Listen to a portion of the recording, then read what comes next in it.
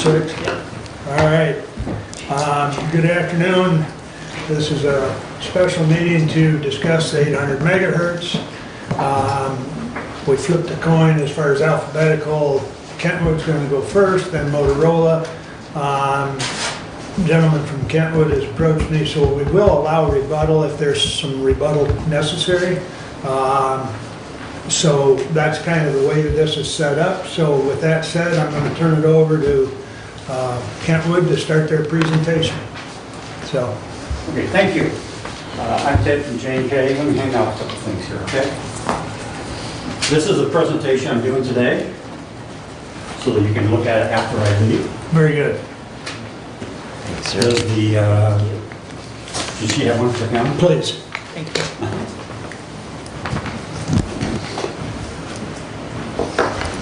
Never expect that room full, did you? Amazing what a couple of hours does.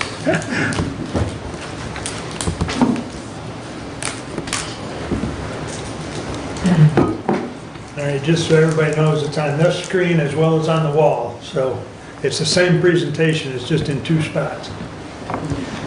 Okay, we're here for the next generation, and really ours is the next generation, okay? And we'll get into that in a little bit. So let's do a little bit of introductions, if you don't mind. I'm Ted from J&K Communications. I am the local dealer for JVC Kenwood, which I think is extremely important for you guys. You're talking to the person who's going to have to live with it afterwards, just like you do, okay? Whereas you bring in the Motorola people, or the pairs a lot of times don't work from the top down. We work from the bottom up. So for introduction, I'm Ted from J&K. John Shue, he is the president and part owner of J&K.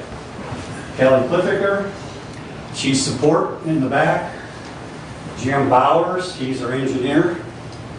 Eric, he is our, what do you want to call it? Off manager, okay. And then we have Eric, or Kyle, who is actually a part of the, we're a family business, okay? So he's the son of John, he's here to learn to be a project manager, okay? And then for JVC Kenwood, you want to stand up, Kyle? He's from JVC Kenwood. And then there's Joe Campbell, who is the local my rep that helps us here, okay? Each one of these persons helped us put this together, and you'll also see us, if you decide to choose us, you'll see the same faces here, because we go from point A to point Z. That way we know what we sold and we know what you need, okay? Like I said, J&K Communication is a family business. It's been in since 1976. And like I said, I've been there for 36 years. We do have technicians that will come up on site. We're not that far away. We're less than 2 hours away. Where are you located? In Columbia City, Fort Wayne, and Fort Wayne. Okay, so just right down the road. You can say Columbia, sit down over the Oh, you do? Yeah. Okay. nice Primer's horse park there. Yep. Columbia City. Yep, very nice. So you know where we are. Excellent. The other thing, some of these slides I go through fairly fast because then we're willing to talk. You guys are limited on time. I just want to show you that we do have the people that can take care of it. These are installers for our Atlas system. When I call Atlas, that is the backbone of your system, okay? So that's all the repeaters and stuff and generators. We also have our microwave team. You can see John is the head of it. We also have installation team to come out on site, install. Then we have our programmers. And then, like I said, our support. Jim and Kelly's here. Justin's back. Here's to bring everybody. This is our service center. I think it's extremely important you guys know. As you see the monitors up on the wall. The first monitor you see right up through here. We actually see our trucks around. We have GPS in all our trucks. We'll show you a little bit. But off to the left here is our other P25 users. So we actually monitor your system live through the day. So we sometimes know what's going on before you even know what's going on. So Eric, who I just introduced you, these are our trucks all over. As you can see, this is Ohio and Michigan and so forth. So if he gets a call, we can instantly respond. So he kind of looks up and sees who's the closest. We're a firm believer not just to have 1 or 2 techs that understands the system. We cross-train all of our techs, so they all know something about your system. Let's talk about Kenwood. Kenwood is a $3 billion annual revenue, so it's not a small company, as you guys well know. JBC Kenwood is like stereo, like everybody knows, okay? Radio is just part of it. They have 17,000 employees, 600 systems. They sell approximately 65,000 radios a month in the United States. And they have 5 production facilities that they build their own radios. Well, let's get down to the local. This is what we've done. As you guys have heard, we've done Branch County. We just turned Branch County on 2 weeks ago. The Sheriff's Department went on a week ago yesterday on handhelds. We're installing the mobiles right now. So another 3 weeks, they'll be completely done. And I will say, okay, IPSync is the Indiana State system. The Michigan State system, everybody was afraid that they would not communicate with us well. With Chris Kroll, he has been exceptionally well, very well opened to us, and they have bent over backwards to help us out, okay? Because, everybody's afraid that since they're not in the state system, that they wouldn't communicate with the county. That is not the case. If I have to say anything, they really stepped up and helped us out. So kudos to those guys. So the next system is Randolph County. We're in the process of putting Randolph County in. Grant County is another one. Kosciuszko County, okay? All of these are phase 2 users, not phase 1. We'll get into that in a little bit. So this is how we set it up. J&K is the prime. Then we have partners. We got the JVC Kenwood that does the backbone. Then there's another JVC Kenwood group that does the subscribers. When I say subscribers, it's mobiles and portables on the street. And then we use the Zetron dispatch solution. Again, the reason we like to be prime is we're close to the customer, and if you guys want to change something, John and I can make that decision right away. If you have to go to corporate, I don't care, even with our corporate, you're probably looking at a week or 2 if they're even going to respond to you. So we think it's important that we are in charge when you do a system. So let's talk about the design and coverage. Got a short video. As first responders, you go to work every day prepared for the worst to protect and serve your community. You're prepared mentally to endure any emergency situation that comes your way, and you are prepared physically. Never starting a shift without your safety gear. Law enforcement officers answer every call, armed with protective vests, even if there isn't an active shooter situation. Firefighters arrive on scene in full uniform with gloves, helmets, and boots, even if there's no fire. EMTs and paramedics respond to each medical emergency with gloves and masks, no matter the situation. You are prepared for the worst case scenario on every shift, and you rely on your emergency response equipment to keep you protected while you focus on your mission, saving lives. Your radio communication system should be as prepared as you are and ready to keep you safe and connected during any emergency situation, no matter what. Traditional public safety radio systems have a single point of failure that will take down the entire system, leaving you with no way to call for backup. With no single point of failure, Atlas never quits. It continues to work even in the most critical conditions, in the moments that matter most.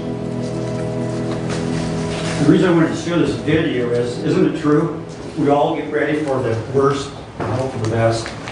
And I think that's where it should be in a radio system. You got to figure out the worst scenario and how do we make it keep working. So we're going to show you how ours is put together. A couple things that your consultant, and I looked at the consultant, what he gave you, okay? Some things you need. Interoperability. We're going to talk about interoperability. And that can mean several things, but we'll talk about interoperability. Dispatch must be able to communicate directly with your surrounding counties around you, okay? So they know what's going on. Dispatch needs to communicate with state agencies throughout Michigan. The law radios must be able to communicate with surrounding counties out in the field and be able to scan them in the field. So that as a law officer out there, they can scan each one of your counties if they want to listen to them or not. You must be interoperable with Indiana, Ohio, especially because you guys share your fire territories. We must be able to support AES and DES. What is that? That's private calling, so Drug Task Force. AES is federal, DES is basically the second one down. A lot of state people use DES. The AES is what you guys require in your county, which I appreciate. GPS capability. We want to make sure that we have GPS in the system if you guys want it. I think the last one, I put this one is, I think you need to have full control over the system. What do I mean by that? You own the system if you purchase it from us. So you can add users as you want to. You can add talk groups as you want to. You can add as many talk groups as you want to. When you go to some of the radio systems, they may require you to only have so many talk groups. You may have to buy licenses and so forth. The other good thing about if you have, especially our system, but you can have the same thing with Motorola, is it can give you reports about users. And we'll get into that in a little bit. So it can be kind of like a inventory for you. So we're going to cover these items and make sure I do. This is a little busy, but this is what your system is going to do, so I'm going to break it down. We call it the NMS. That's the Network Management System.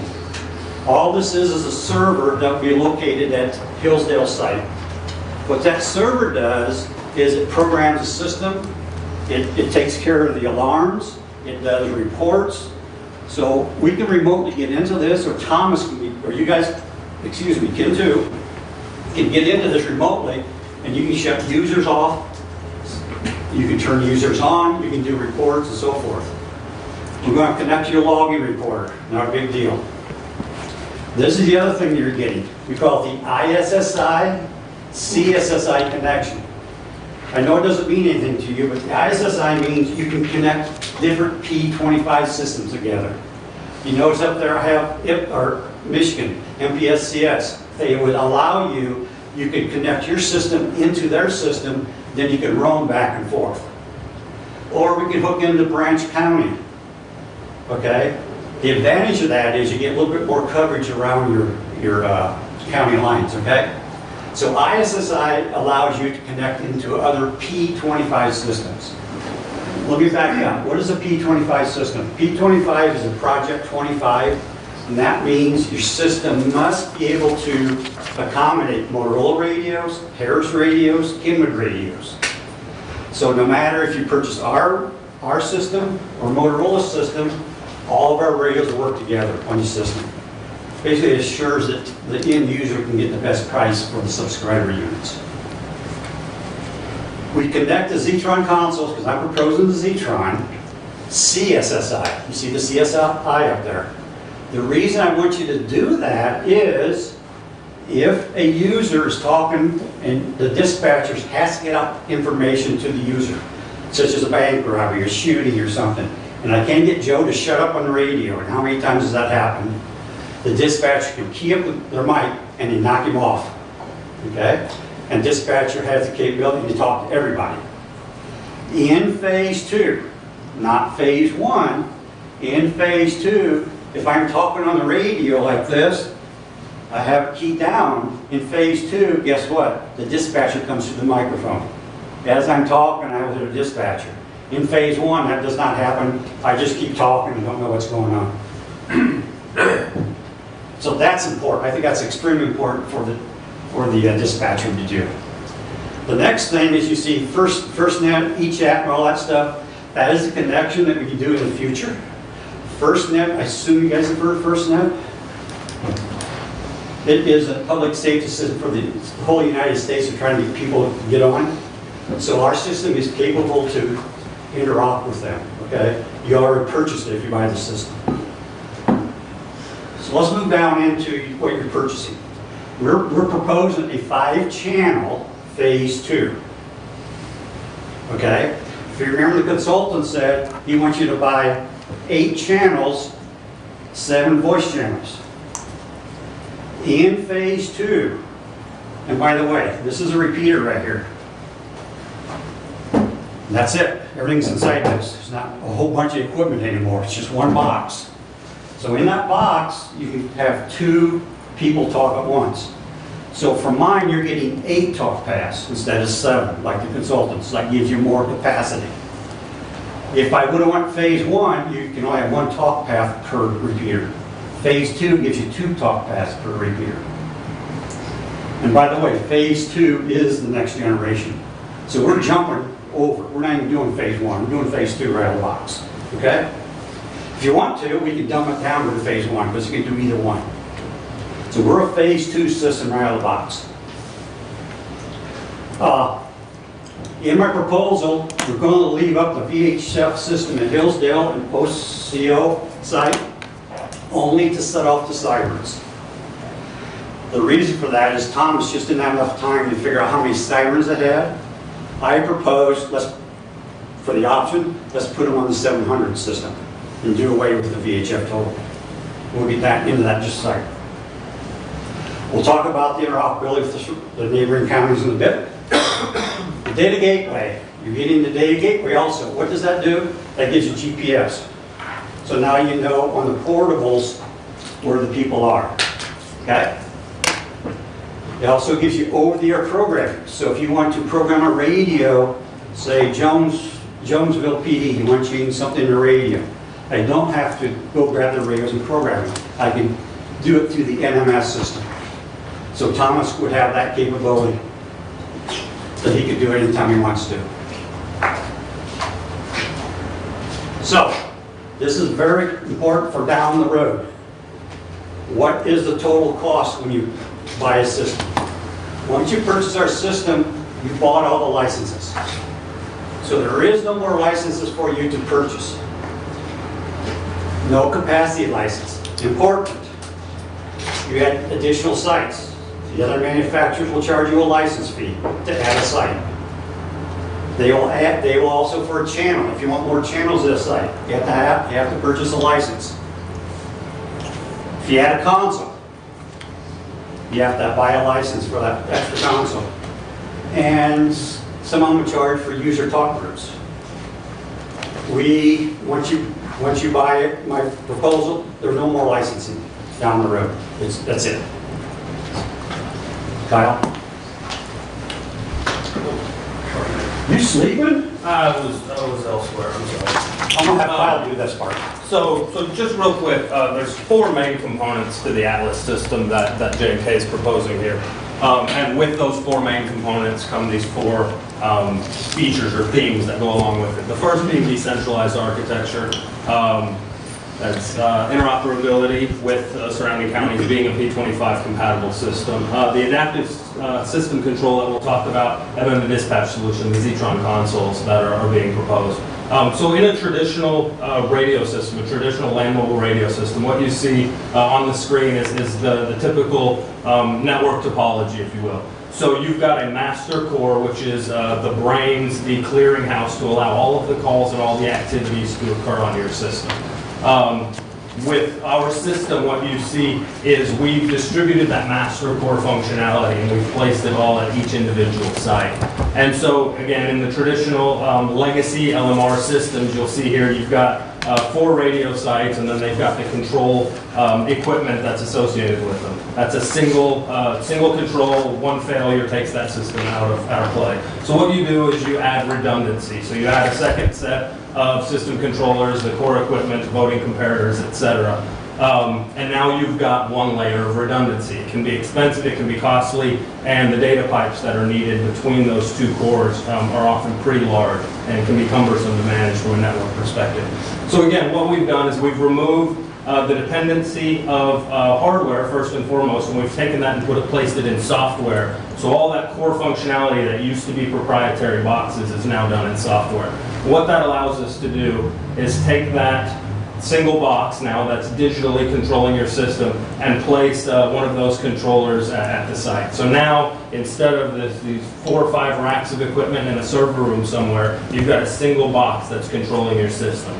For redundancy's sake, and because it's so cost effective, we have the ability to now place those boxes at every single radio site. So now you've got an N-1 level of redundancy that if any of these single controllers were to fail, have a power outage, a network outage, etc., the rest of the network is able to take over. And so you've gone from either a single or potentially 2 layers of redundancy to multiple layers of redundancy in your system. And ultimately that means that your first responders are safe, they can make calls for help, and your network is going to be as robust and resilient as possible. Okay. There you go. That's the biggest difference between us and Motorola and Harris. Right, that right there. This is developed back in 2012. So this is the latest generation of system. I don't know if you guys realize how important this is right here for staying up. So let's do this. This is your system. We're all happy, all connected, we're talking. So what happens? We go ahead and put, like we said, the first one there, the system can run, but we went ahead further in our proposal and put them at every site, okay? Now, only one of them is working. Everything else is on standby. So what does that mean? We have 4 times the redundancy, where the competitor only has 2, okay? We can go more if you want more redundancy by putting more of these boxes in. So let's say this. Our microwave went down between Camden and Hillsdale. It self-regenerates just like they do in the IP world. There's nothing wrong, the system's still working. You haven't lost anything. But what you do get, dispatch will get an alarm say there's a problem somewhere. So they call J&K, we come out and figure out what's going on. Once that problem is fixed, it automatically heals itself. We don't have to go out to all the sites and redo it. Well, let's go a little further. What happens if a tornado goes through there and it knocks that whole darn thing down? Again, alarms go off, the system will regenerate up above. You still have your 4 sites working, which will probably cover most of your county, okay? So you're not off the air at all. But the Camden, and we choose Camden School, we think that's where we should have the tower for our prop study. But the system is still working. We're still happy working. Once we fix it, you notice all the lines went by and we're back up working again. This is the difference because of all these IT boxes out there. And by the way, this is the IT box. So what happens at the site is we have 1 of these, and then we'll have 5 of these. And that's it, nothing else out there. It's about like our cell phone. That's what we've done. We brought all the stuff down into one. We don't need all these extra stuff anymore. And this is the future. Maybe we're ahead of everybody too much yet, but we are in the future. The reason I bring this up is, in your radios, you will still have the IPSC system. I keep saying IPSC because I'm from Indiana, the Michigan system. So, what they're going to present to you this afternoon that you can call back in your radios, we can do is we're doing the same thing, okay?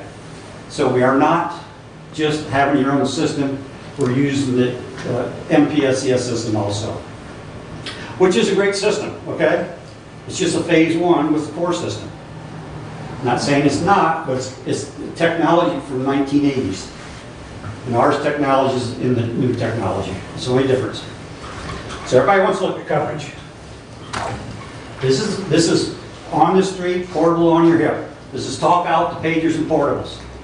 You see a little bit of red dots, doesn't mean you can't talk, just means there might be some problems there. Okay? Talk in. So let's look at talk out, talk in. You say they're identical.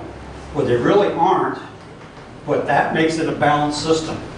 And you want it balanced so that the portables can talk, and you want to be able to talk in as much as you can listen out. You don't want to be able to listen 45 miles away, but you can only talk in 20. It's not going to help you any. So it's a balanced system. So we're proposing 4 sites. Those are the sites. And the only same site we're going to use is Hillsdale. The other 4 sites are brand new. This is in building coverage. This is talk out. This is talk in. Red does not mean bad. Red means caution. And if you have questions, Jim can answer the questions here. He's the one that did the prop study. We feel comfortable that you're going to have a fair amount of in-building coverage, okay? Any questions on that?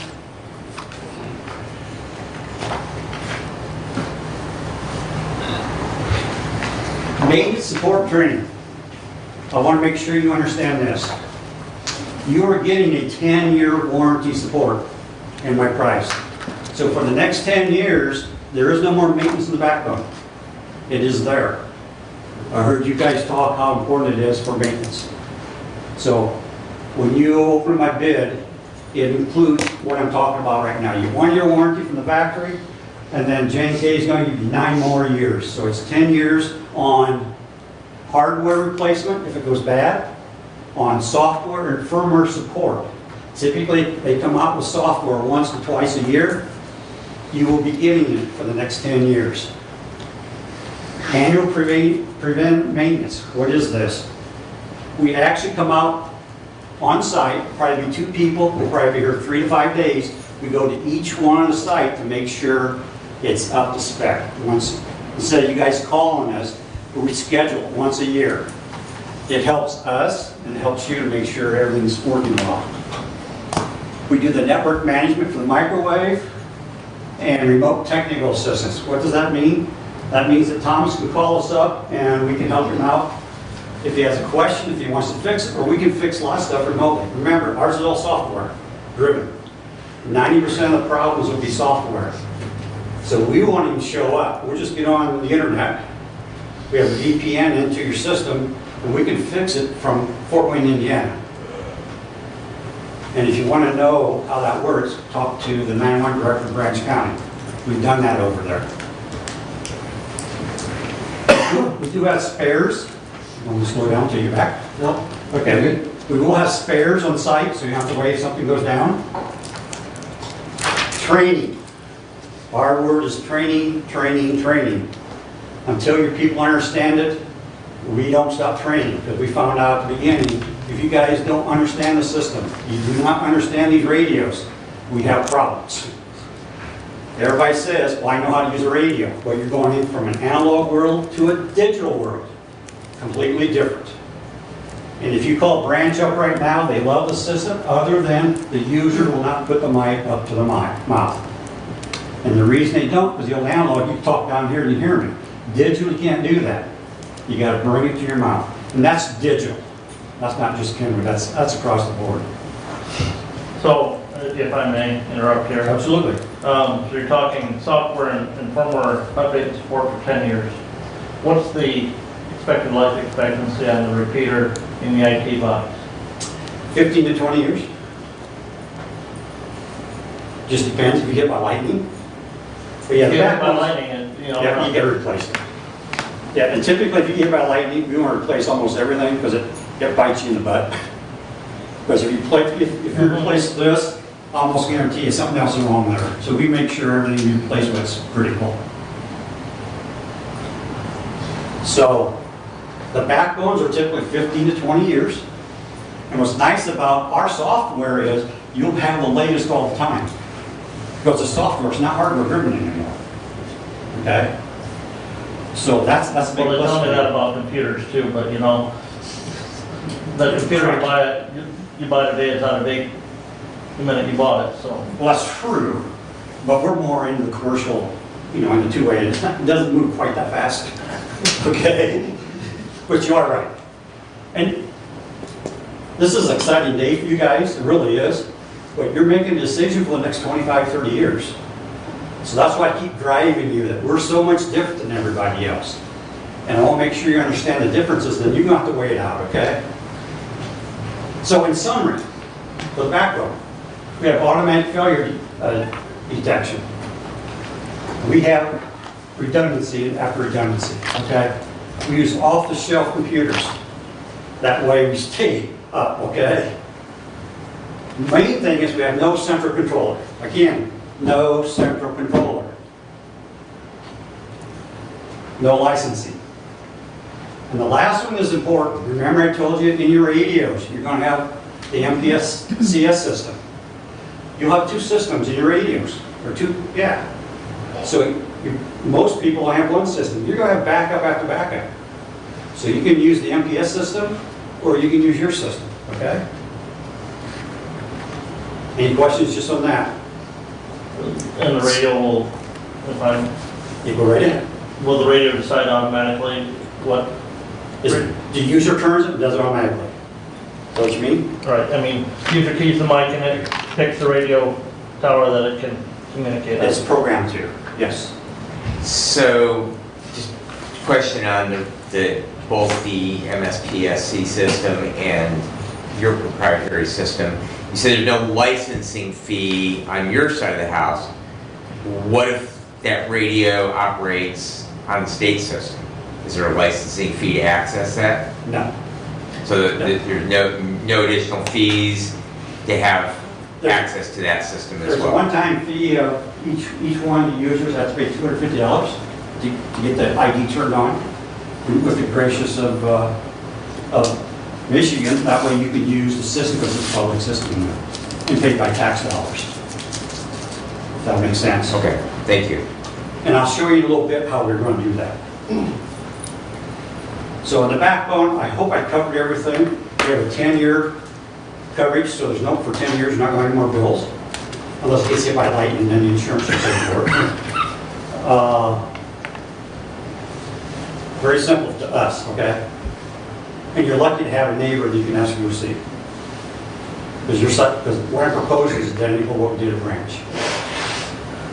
Okay, I propose the Zetron console. I do not have to use the console. I can use your current console, but there's some reasons not to use your current console. I can't do the CSSI in your background, okay? I'm not opposed not to sell the Zetron to you, but I wanted a full package, and then I'll show you what we do, separate it out. I'm not going to spend much time on the dispatch console. You get the normal console. And by the way, for the other commissioners, we did this presentation to the radio committee, a little bit longer, more depth. So they've seen this presentation. So here's what we're going to do at dispatch. Your interoperability is going to be Branch, Calhoun, Jackson, Leewood. And dispatchers will be able to contact them directly out of 5 positions. We're also going to put in Steuben County, Williams County, and Fulton for the fire. So you're going to be able to communicate down into Indiana, Ohio from the dispatch console. This is what I heard from your radio committee that they wanted. Then we go a little step further. At each one of the dispatch positions, we're going to put a radio there. And that radio is just going to be turned on, just sitting there. The only time you're going to use that is for some reason that dispatch position quits. And when do they normally have something happen? Something's going on critically, they can reach over and use the radio, okay? So that's another backup that we always put in.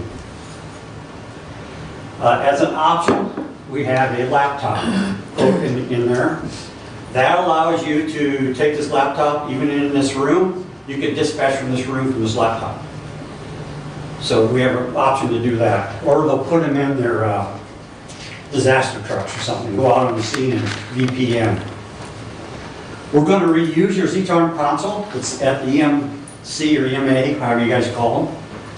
And we will go ahead and remove the VHF radios and replace it with 700 radios. So basically it's going to operate identical as it is today. So we're going to reuse that piece of equipment. There's nothing wrong with it, so why throw it away? Also, you're going to be able to set off the sirens and the pagers, just like you do today. So that doesn't change the operation whatsoever. So that's included. But what I'd like for you to see is upgrade the receivers to the P25 control. I have a cost in there for that. And what that entails is this box right here. You buy the board and the box, we mount it where the siren is, we wire it in, and now you're into the P25 system. And we can shut off the VHF. is that something that could be added later easily? And, yeah, Okay, it's the same cost an hour later. okay, okay, Doesn't make any difference. thank you. Yep, good question. And this will work with the Motorola system too. Remember, with P25. Most of the stuff I'm talking will go back and forth. That's what's cool about this. Okay, let's talk about subscribers. Thomas was kind to get this for us. So just to show you that this is what I worked off of. The VP6000, I brought him today. It has a top and front display, that's what most users like. But most of all, the emergency button for the fireman is very big, okay? That's in my base bid. Over on the right is the VP5000, which is a little smaller radio. And it only has a front display. Other than that, they do identical stuff. They're all waterproof out of the box, which is great for firemen. We quoted dash mounts. We quoted single heads, was in the list, and we quoted dual heads. So that's going to be your mobiles. This is something that's nobody else has on the market. Both of our mobiles, and this is my mobile and my portables, they have what they call, you can't read it up there. We have automatic frequency control right here. So what does that mean? That means that this radio will always stay on frequency. We do not have to bring it into the radio shop and say, I think my radio's off frequency like the VHFs are. So this will follow the control channel. So it will always stay on frequency. What does that mean for you guys? Basically money down the road. You don't have to pay for us to come in and go through the system to make sure every radio is on frequency. And I think probably Commissioner Benzie understands the frequency since you're on fire. That goes away in our system. Nobody else has that as of today. Doesn't mean they won't. Nobody has this way of doing noise cancellation, and this is what we're most proud of. Being able to clearly hear and be heard from a radio in a noisy environment is the most important safety concern for first responders. Lives may depend on it. Today's mission-critical radios provide noise cancellation technologies, but not all noise-canceling solutions work the same. Hardware-based noise cancellation using multiple microphone technologies, such as dual mic solutions, have limitations because the radios have to be pre-programmed for a specific noise profile. What types of noises will you encounter during your shift? Will you experience different noises on scene? What happens when your secondary microphones are blocked? And exactly which direction should you point that secondary microphone? What happens when the noise is louder than the person talking?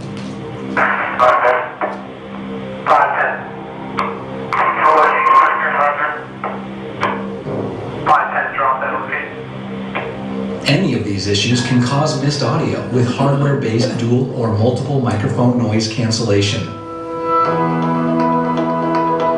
Kenwood Viking radios are different.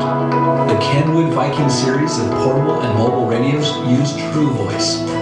True Voice uses software to analyze microphone audio and strips out unwanted noise frequencies. And if I press you as a three-quarter tank of water and almost full pump, leaving only the first responder's voice. No need to change noise profiles based on the noise type. No need to face a noise source. Extreme and varying noises are simply filtered out. And it works in analog and digital modes. Another E.F. Johnson innovation that makes safe simple. That is a true game changer for us. So what I tell my users, I've done with my radios, walk in front of the fire truck and turn the side around. Take my competitor radio, see which one you listen to. You will hear their voices on this, only because of that, okay? That's the only reason. So the reason I bring this up is we are truly the only one that has this much of a noise cancellation. Because as a user, you don't know what you're getting into, especially a fireman, if I'm going to be using the saw or what's going to happen. you want to be able to talk on the radio because I might get in trouble. So let's talk a little bit about Motorola and Harris. They have noise cancellation, but they have the hardware, okay? So this is a Motorola program, the EPX. You look off to the left, it says loud audio, and that's circled aggressive, okay? So as a programmer, I have to decide where that fireman is going to be. And I program that radio for that noise level. If I go to the next slide, it says extreme. So if I program extreme, how do I know he's going to be extreme, okay? But that's the old technology. We do away with that. Ours does it automatically again through the noise cancellation. And it's a big game changer. And we're happy to prove it. And we can even prove it on the motor. It doesn't matter what system you're on. That's in the radio, not our system. That's per radio. Okay? So here's your talk groups on your local commission tower. Okay? Ooh, the red don't show up very well on the wall. Red is encrypted. Those are talk groups that, what I did was, I did some brainstorming, okay? I can see that you can have 53 talk groups and I haven't even talked to you guys yet. Okay? So, when you are dealing with my competitors, ask them to make sure you can get these many talk groups in. Because I'm sure you're going to have more than these, because I just covered basically the basics. And if you notice down, the other thing I need to really drive home, Branch County, Calhoun, Jackson, and Leland County. Yes, they're going to be incorporated into your system from us. So you'll be able to talk to them anywhere in your county through your own system. And you'll be able to scan it in the radios. This is how we're doing interoperability. So, just a question when you start talking, how many talk groups can I have? I can see you have 53 right now and I haven't talked to any users. Any questions on that? On-street interoperability. Again, anybody can have these talk groups because you'll have an ID on the system. Optional is this. This is what I just did for a real fast setup for the law people, and maybe one of the law peoples are in here. You have your Hillsdale Sheriff, then you have your lean channel, you have your Hillsdale TAP 5, Hillsdale PD. Each one of these can have their own talk groups, okay, if they want to talk privately. You see the 30P911, the 30, you're talking on the state system now, in the same band. So typically all I do is, someone asked a question, I think it was you, I just turn the channel. As soon as I turn it there, it talks to the system. So if I'm down in the 13P, it knows it goes to Gibson, okay? If I'm up above where it says Hilldale, it knows to go to your own system. It's all programmed in the background. Any questions on this? Because I think that's one of the things that a lot of people don't understand, that we are interoperability with all the surrounding counties. And this is the fire. Basically the same thing. See all the TAC channels in there. And what they do, the TAC channels, is say you have a fire, dispatch can move them off on your own TAC channel and keep the fire channel open for the next fire. That way more people can use the system. And the same way here. You can go ahead and scan the surrounding counties if you want to in the portals or communicate with them. On the radio, out on the scene. Questions on that? Because that's important. So your idea is that, like, we have what we call private channels for each department rather than having a fire ground. So because same thing, but when you have multiple agency dispatch To the same site. right, Then we have a county that put it up there. It did not. Typically, we have a county fire TAC. okay, Channel 2 is where you use everybody in. What Branch is doing, they're using all their tankers. When they ask for mutual aid, all the tankers are going that county fire TAC, and everybody else go to the fire TAC channel. yeah, that's we use DNR channel for tankers. Okay, yeah. And this could be named anything. Right, I'm just trying to get an idea of how you're templating it, so. Yeah. And you can do the same thing with the Motorola system, okay? Mhm. Just how much are you limited for talk Right. paths, where you aren't as much here, okay? Because we have 8 talk paths. So that means 8 people can talk at once. That's a lot of talking, especially for your county. Again, this is just up there to remind me again, your radios will have the Michigan State system in. So when they start talking about how it operates, you have it with me also, okay? There is no difference. Any questions on that part? I think you have the best of both worlds. You have the latest and greatest, and you still have the second system. We both will be selling you the communication pager. It's the only one available. So, not much to say about it. Training, training, training. We'll go to every fire department and train. We want to train fire departments individually, okay? I don't like big groups until they understand. Timeline, I threw a fast timeline in there. If we start July 1st with a contract, I project that we can have it up and running by December 1st next year. Okay? And you can go through there and see what I put together of all the stuff that we are doing. I'm not going to get too involved in this. But it shows you all the stuff that we have to do. The biggest thing that can delay us is the land removal towers. Okay? Any questions on timeline? And we've always been able to come in on the timeline so far. Okay, this is what a site's going to look like. This is what your shelter will look like. You've got your generator, you've got your LP tank, you've got your transfer case on the outside. So it's going to be a clean, you guys seen tower sites before, but this is what yours is going to look like again.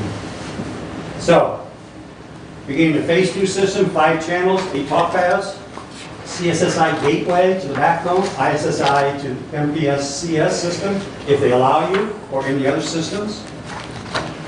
You have site alarm management, so you know what's going on. If the repeaters are going down, if someone even walks into the premise, it will alarm us.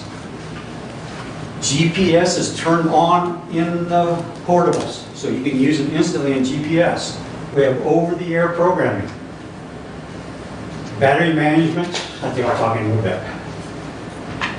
The backhaul is a microwave, 6 and 11 gigahertz, and we use Cisco routers, which is 3 layers, which is more security for people to get in. So it's pretty well secure. The warranty, 10-year warranty, hardware, software, and labor. We've already seen this page, just again showing you how many units we have. I'm going too fast for you. No. Okay. You're looking? Okay, I'm just about done now, just so you know. When you look at my bid, quote number 51491, you have 5 site, P25 phase 2 with all these items in there, and I'm not going to go through every one of them. Okay? So basically, it's a complete system. Turnkey. You don't have radios yet, okay? After I got the discounting from JVC Camera, I squeezed them a little bit more. They told me they would give me another $50,000 discount off the price, okay? If you buy the backbone from us. The next quote you're going to see is the radio dispatch console. This is what I was trying to allude to earlier. It's a 5-position and includes 7 control channels and so forth, okay? If you don't want to use my console, we can take this price off, okay, and use your current console. Bid number 51495. This is the portables, mobiles, this is everything out in the field, ready to go. This is what I want to make sure, you need apples to apples, okay guys? Make sure my competitor's phase 2. They don't have true voice, so they do have noise cancellation. Make sure the GPS is turned on the portable, ready to use. Over-the-air programming, make sure that's in each one of the radios. And make sure AES and DES is in the portable and mobiles. That's encryption. I have Bluetooth on the portables, and they're supposed to be waterproof right out of the box, the radios. If you buy my subscribers and not the backbone, so you buy the infrastructure from Motorola, you can buy the subscribers from me. We'll give you another $50,000 off of our already discounted price. The optional quote, this is what I was just showing Thomas. If you guys don't want this portable here with the top display, and decide to go with this portable, and everything else is identical, you can save $447,000 off the total bid.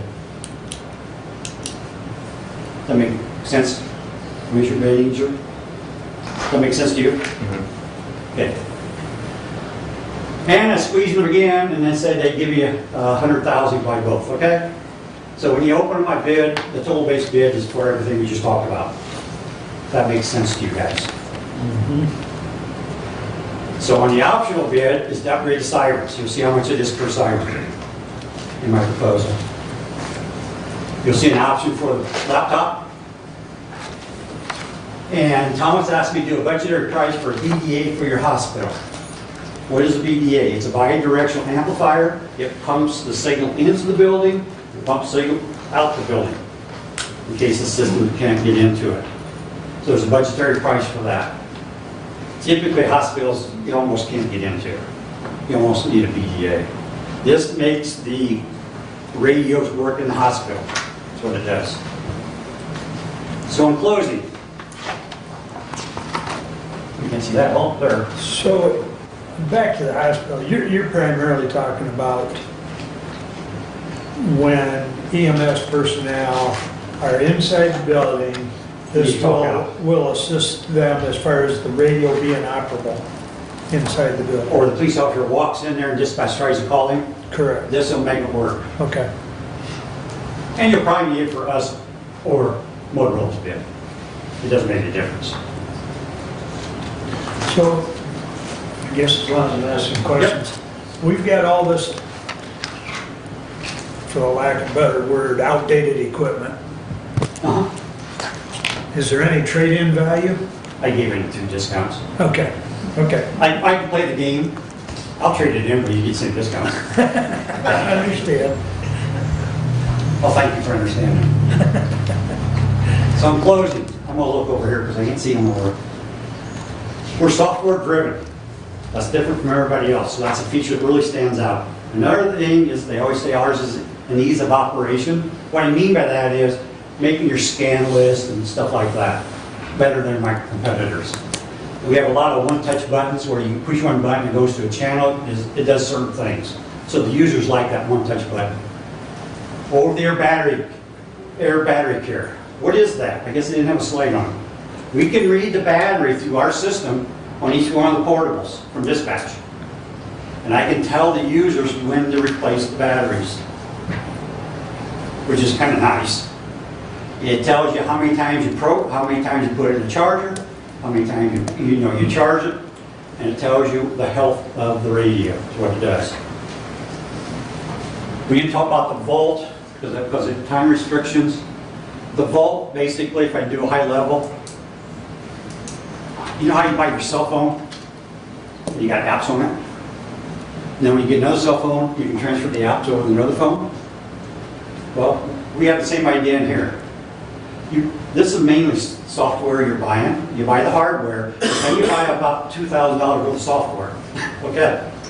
Some of that software, say what happens when I run that thing, and I buy this radio. Well, guess what? When you buy it from us, we will transfer a lot of the software over into this, and that creates that radio about half price next time. So, I didn't go over it, but we have that. You get that. The main thing, next one is automatic frequency correction. That will help a long time down the road. And the last one is cost of overall ownership. You're investing in the future here. This is the future. So J&K wants to be part of your future. We're here to help you guys, okay? And we will be here for the next 20, 25 years. So we are here to help you. So interoperability, I think we already, and stop me if we did not. Dispatch, surrounding counties, we went through that, we can do that. We can talk to state agencies, okay, through the state system. And by the way, the state police, we haven't done that over branch yet, is going in tomorrow. Yeah. Start on tomorrow, yes. As soon as we get this next phase in over there, the state police can talk directly to the sheriff department and the police department on the state system. So that's interoperability. It's not there yet. One of the police officers was a little upset with this, but they decided like to do that. Okay? So we got that done. Scanning on scenes, I think we've accomplished that. Interoperability between Indiana and Ohio, I accomplished that. Encryption we did. GPS we did. We talked about that. So, we have a decentralized architect, which means there's no single point of failure. The Atlas is open standards. You can put Motorola radios on it. We can use the Harris radios that your sheriff just bought, which is important. You gotta make sure you incorporate those. So how about mention those? No licensing fee. But out of all those, I think this is the most important part. Long-term partnership. If we don't see eye to eye, and I don't understand what you want, it's not going to work. So, Jim and I have been in the business so long that you guys are friends, okay? And we have to be friends and partnership to make this thing work. If we come out of the box right away and you're against me, it's never going to work. So we need to educate you, okay? We educate you until you're educated out. Because it's important you understand what we're doing. So basically, we make safe simple, okay? Down to the last point. Questions? And thank you for your time. Now just an hour. We normally do this in 2 hours, just so you guys know. You did good. Questions? I encourage you, after the next one, you might have questions. We may want to have a question and answer next week. So we can do that Zoom or your next meeting. We can get everybody on, because everybody disperses. Because I know Kyle, he has to leave and so forth, but please ask questions. Make an educated decision here, rather than being pressured. I definitely think that, as I told you earlier, I don't have a problem with doing a little back and forth or Q&A. After that, yeah. Yes, so. Okay. So you've got some proposals here, based on us deciding fairly quick on this. Cost increase if we wait 6 months till we make that decision, because right now, without any other decision Understand. by the county, we're not sure funding capabilities. So I am locked in until June 1st, just so you know. My radios go up 9% April 1st, but I was able to lock me at the old price, okay? So they'll be 9% more after June 1st. And Joe, what do you think of the backlog? 9 months from now. At this point, we cannot say because of the component issues, the global component issues. It's just too hard to say what the percentage is going to be. But it could very likely be up to 9% on that as well. I think if you put 5 or 6% on the total bid, it would cover everything. On the total. Right. Because there's some things that won't go up and other things that will. Does that make sense? I know towers, they gradually go up. The last time I did a tower, it's 3% now. The last time I did a shelter, it was 12% this time. They have almost doubled since we put ranch in. The same shelter. Terrible. So I recommend, if you want to, we'll be glad to take you through a site over there. Because I think once you see it, you'll grab it a little better. The shelters I quoted you, they're going to last 30, 40 years. They're concrete, heated, air conditioned. You can grow, okay? Oh, by the way, I was going to say, on the towers, we need everything from 200 up. We're doing 250-foot towers. 200 down, you could lease out. But if you're thinking about it, I need to know, because right now, they're right at 93% loaded. I can make them 73% loaded. Of course, the price goes up, but that means is you put more stuff on it for wind load. So just a comment. And we can talk more after the pricing, you guys have to start talking. But we're here for you, okay? Ted, Yes. one thing you might want to mention is on a microwave. It's all license driven. I gave you, I don't remember off the top of my head, but it was either 50 megabit or 100 megabit at 5 nines plus 5% reliability. If you have future bandwidth requirements for each one site, that's just a license key. The radio is capable of jacking that baby all the way up. So you have to replace it, I think it's around 1 gig. So you can do that incremental in 50 megabit steps if you wish. So, Okay. Any questions? I know you were concerned about ownership. Mine's all, you own it all. And, right, the study that we had done, I mean, they had proposed to do, I believe, 6 radio towers on the, We proposed 5. You want 6? no, no, We'll sell you 6. I'll tell you the same thing I would tell them is, I live in that southeast corner of the county. Southeast? No, I And I think that's see- fine. Yeah, I see the closest tower is 15 mile away, You want to 12 talk mile away, I know we're a little flatter ground down there, we should have a little better reception and service. I also had too many conversations with our fire chief lately. We are very, of course, everybody says this, we are very conservative on our projection. Matter of fact, in Branch County, the consultant said, no way, we need a 6th tower. We said, no way, we need 5. So we bid a 6th tower, we only put 5 in, we only need 5. He was shocked. So you are operating with 5 in Branch? And you have found no... We are 9, let me say this, how many squares? I don't know, we're 99.7% coverage. Okay. You are using vehicle repeaters though to accomplish that? No, only for in-building handheld coverage, like in basements and stuff like that. Let me, okay, there's a rumor going around they had to buy vehicle repeaters. That is not true. The fire chief says, I can't talk out of the hospital in the basement. I want to be able to. So they decided to put mobile repeaters in the fire trucks only, just in case they want to talk out of the basement they can't get out of. The system works 99 out on the street in buildings, okay? Portable coverage. Portable coverage.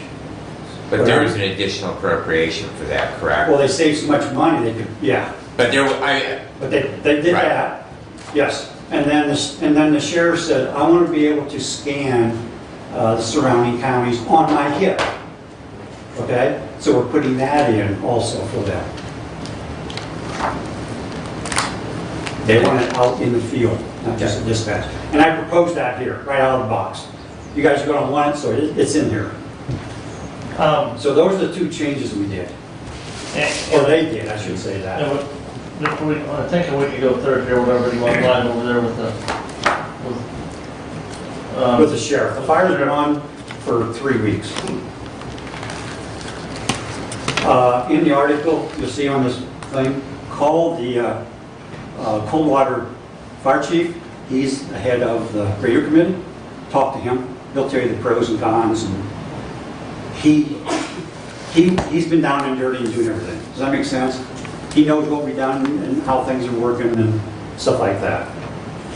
I know I was at Bob at the 911 director. He said he got a call yesterday and heard Branch County system isn't working. And he said, who in the hell did you hear that from? He says, I have no trouble with it at all. So I think some of the people are talking to the wrong people. The people that are not, they're way down in the trenches, don't understand what we did because they want a different model or don't understand the system. Talk to the people that purchased it and was involved, like you guys are. Because they really put us through the ringer because let's face it, Michigan has a good system, no doubt about it. Okay? But they just want control of their own system. That's all it was about it. And they want phase two, the latest and greatest. So they have to go back and upgrade their radios, okay? I mean, Michigan's going to upgrade theirs to phase two eventually. So if you go with Motorola, and I hope they don't kill me for this, make sure you put phase two turned on, so you don't have to pay for it later. If you don't, you have to upgrade your radios, okay? Buy it out of the box, phase two, even if you're not going to use it. You use a branch if you want to communicate with them. We use phase two over there. So, buy for the future. Just like how many times you buy a radio system? Sometimes not even once in your lifetime. And this is your legacy right here. And we're on the rail for making sure it works. Because we're on the line just like you guys are. So, thank you for your time. Please ask questions. Really. Thank you, guys. Yeah, thank you, Tim. Thank you, Ted. You're welcome.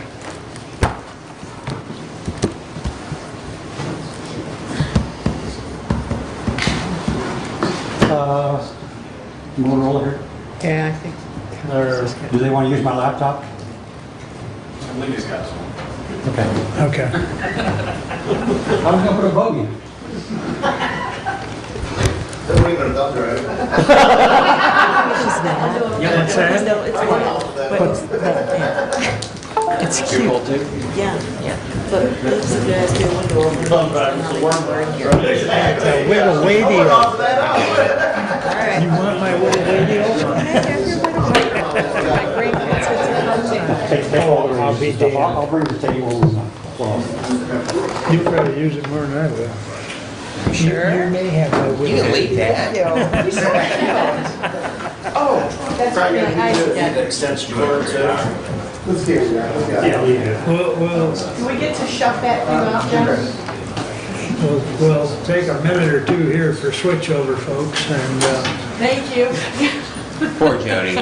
Yes, she was. I got really blinded earlier. Thank you for your questions.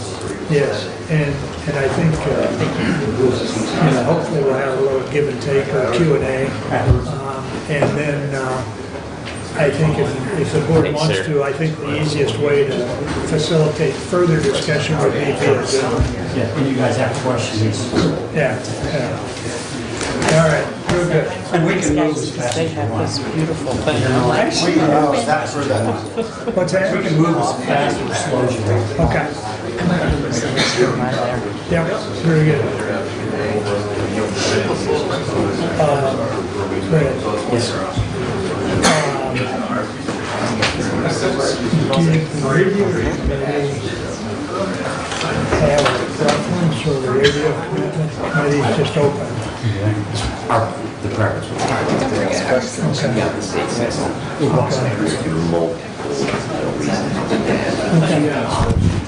Big thing is. And we can bring that up later, That's, right, but that's. I'm a little intrigued, and I'll use that word, as far as the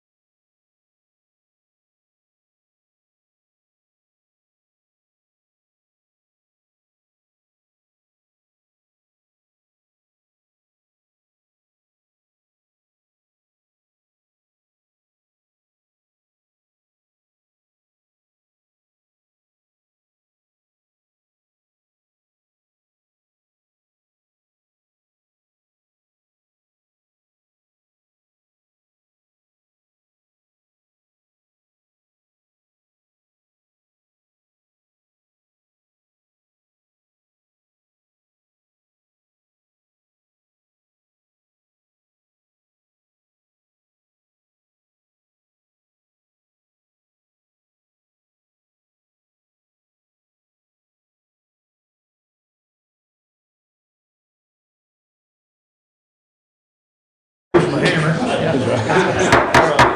Anyone else, or? I think Doug's still gone, Brent's back, Kathy. We'll resume here. Motorola is ready and raring to go. Yes, sir. And we'll wait to open the bids at the end of the whole presentation, the Q&A, et cetera, et cetera. So those haven't been touched yet, and so we'll wait until the end, correct? Where are they? Yeah, I don't even know where they're at. The Kentwood is In that big binder? Okay. We haven't got that far. But just so everybody knows, we're not gonna look at that until the very end. So, you have the floor, sir. Thank you, sir. First, let me say we greatly appreciate the opportunity to present to Hillsdale County. General, yep. So, first, a few introductions. My name is Bill Irwin. I'm the Senior Account Manager. I cover the Southwest Michigan area, everything from Hillsdale here, all the way over to Berrien County, all the way up to Ottawa County. Essentially, we have Steve Kutch, Strategic Projects Manager. We have Marcus Spielhaupter, who helped design your entire system, and he's also helped design most of the stations as well. Sean Cole is the one that put it all together. And then we also have Alex Inklin. He's a product specialist. He's going to walk you through mobiles, portables, all radios and whatnot. We have Frank Galvin, our executive person. There we go. Thanks, Thomas. Agenda. We're going to go over the MPSCS and what entails there. We'll overview on that. Hillsdale edition, what we're essentially going to be proposing today, what that coverage looks like. And of course, what goes on it, which would be like the mobiles, the portables, the dispatch consoles. And of course, time for a little Q&A, if you'd like to dig into it. So, MPSCS, or Michigan Public Safety Communications System, if you don't mind, I'll refer to it as the MPSCS. It is a bit of a mouthful. That being the case, what is it? It is a statewide radio system. That statewide radio system encompasses roughly 59,000 square miles, 300 towers. 75 counties out of the 84 counties within the state of Michigan have chosen to go with the MPSCS for their primary communications. In those counties, we've got about 130,000 first responders that the MPSCS supports. Beneath that, we've also got the engineering team at the MPSCS who takes care of that system, as well as, correct me if I'm wrong here, Rich, always happy to lend a hand when looking at design and adding to the system. They also offer a very nice lab environment, which is essentially an entirely separate core to the system, something they can actually test new features, security patches, and whatnot. So it's something they've invested in, something that they can constantly add without disrupting the current system. So, how long have they been around? A long time, about 25, almost going on 30 years now. We have a current maintenance contract, Motorola that is, with them through 2029. They are the standard to which all state radio systems are held. If you talk around the country and whatnot, they'll say, like, what's Michigan doing? Like, what have they tried that out yet? Have they tested it? Have they approved it yet? So they are the rock that everyone kind of leans on. So why is that? Mostly reliability, network monitoring, and system upgrades in general. They keep everything up to date. So everything's always on the current software release, as well as the latest hardware. If something is like no longer available, I mean, obviously hardware dates out. Something breaks on a rare occasion and needs to be replaced, they upgrade that to essentially the next iteration of that product. When it comes to security, there are also lots of measures in place. They're also investing into cybersecurity as well, and they are getting that rolling here within the next year. So, Bill, let me jump in here for a minute. Please. I just want to kind of spend a little bit of time talking about that. So, this whole upgrade thing it's really important, and let me explain to you a little bit why. So, other providers will come and they'll talk about how their systems never need updates and their hardware will last the life of the system. And to a certain extent, that's true for much of the hardware that's out there. But a lot of these systems now have third-party, off-the-shelf type equipment. And the manufacturers of that equipment, they don't support that for very long, right? It just doesn't make sense for them to be able to continue to do software upgrades, but more importantly, to do security upgrades for that hardware that they can't manufacture anymore. So upgrading your hardware is really important, right? Because you do have that off-the-shelf equipment. And if you look at, we've all heard of the cyber attacks, and now they're starting to go after 911 centers. And so the security of that hardware is even more important. And when a piece of hardware is no longer supported by the manufacturer, how do you put security upgrades on that, right? So upgrading your hardware is extremely important, not just to keep your system current, but to protect from people who are trying to hack into it or have unauthorized users getting on your system. So just want to point that out, Bill. So continue on. Thank you. So beyond that, they also have 24/7, 365 support via their network operations center. Should anything occur, they know about it first. There's always someone there. Beyond that, we also have local contacts, like state technicians such as Rich Melville, right over there in the audience. Rich, along with Steve Wren and other local supervisors, will be on hand, and they're the ones getting up in the middle of the night to handle any issues that might occur. So when it comes to that repair and maintenance piece as well, they are, correct me if I'm wrong, time and materials. Very, very cost effective. It's not something we see in a lot of state systems. It's a very nice feature. We're very fortunate to live in the state of Michigan with the MPSCS. All right, here. So beyond that, some new stuff that they are kind of dabbling into here is Critical Connect. So the MPSCS is in the testing phase of Critical Connect. Critical Connect is a Motorola product that we do offer. Essentially, it enables them to connect to our cloud, and via that cloud, they can connect to other systems. Other systems might be, Indiana's IPSC system, something they're looking into. Also, may be looking into as well to Ohio. So it's something that's hopeful, but not exactly done yet. Did they forget that we border both states and they still haven't decided to do that? They're working on it. They are working on it. They're here today. I'm sure you could quiz them a bit. I'm gonna say, because I still know where the old state line is. Okay, so my family came from that area. I live 3 miles north of Ohio. I just find it hard to believe, the system's been around for so long and we're still not capable of communicating interstate yet. Getting there. We're getting there. So those guys can take that back and say, we got this. We can answer that one during the public comment. It's all ready for you. All right, nice. So yeah, with those connections, we're looking at seamless roaming to other states, which is true in our own. Other than that, there's also LTE connectivity too. So as well as connecting just normal radio to radio, state to state, you're also talking about connecting LTE devices. So for instance, a wave device, for instance, or perhaps a failover to LTE, which is not yet approved on the state system, but it's hopefully coming down the road. Bill, you might want to explain what wave device is. Oh, my apologies, thank you. A wave device is something so for instance, those in fire can have an app on their phone and essentially use that application similar to a radio. Obviously it's not mission critical, but it's something that can be used to communicate when they're have it on them at all times.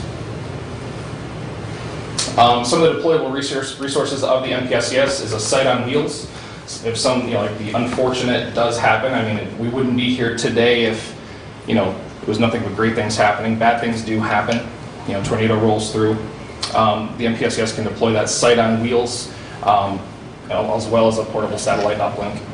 Something I learned about just the other day, there's something called a piglet. it's a fun name, but the piglet actually can be deployed for a portable microwave link. So when those things happen... They got sow and piglet, That's right. So... We are in the spring of the year. So When you're on the MPSCS, there are common talk groups that are built into each and every radio. Those talk groups can allow you to roam seamlessly across the entire state of Michigan. So should something occur and you need support from 3 counties over, or you're providing support from 3 or 4 counties, or even all the way up to Traverse City or the UP, you can rely on that other public support to come down and assist. And then we've got Steve here. Steve's going to go over our design. Thanks, Bill.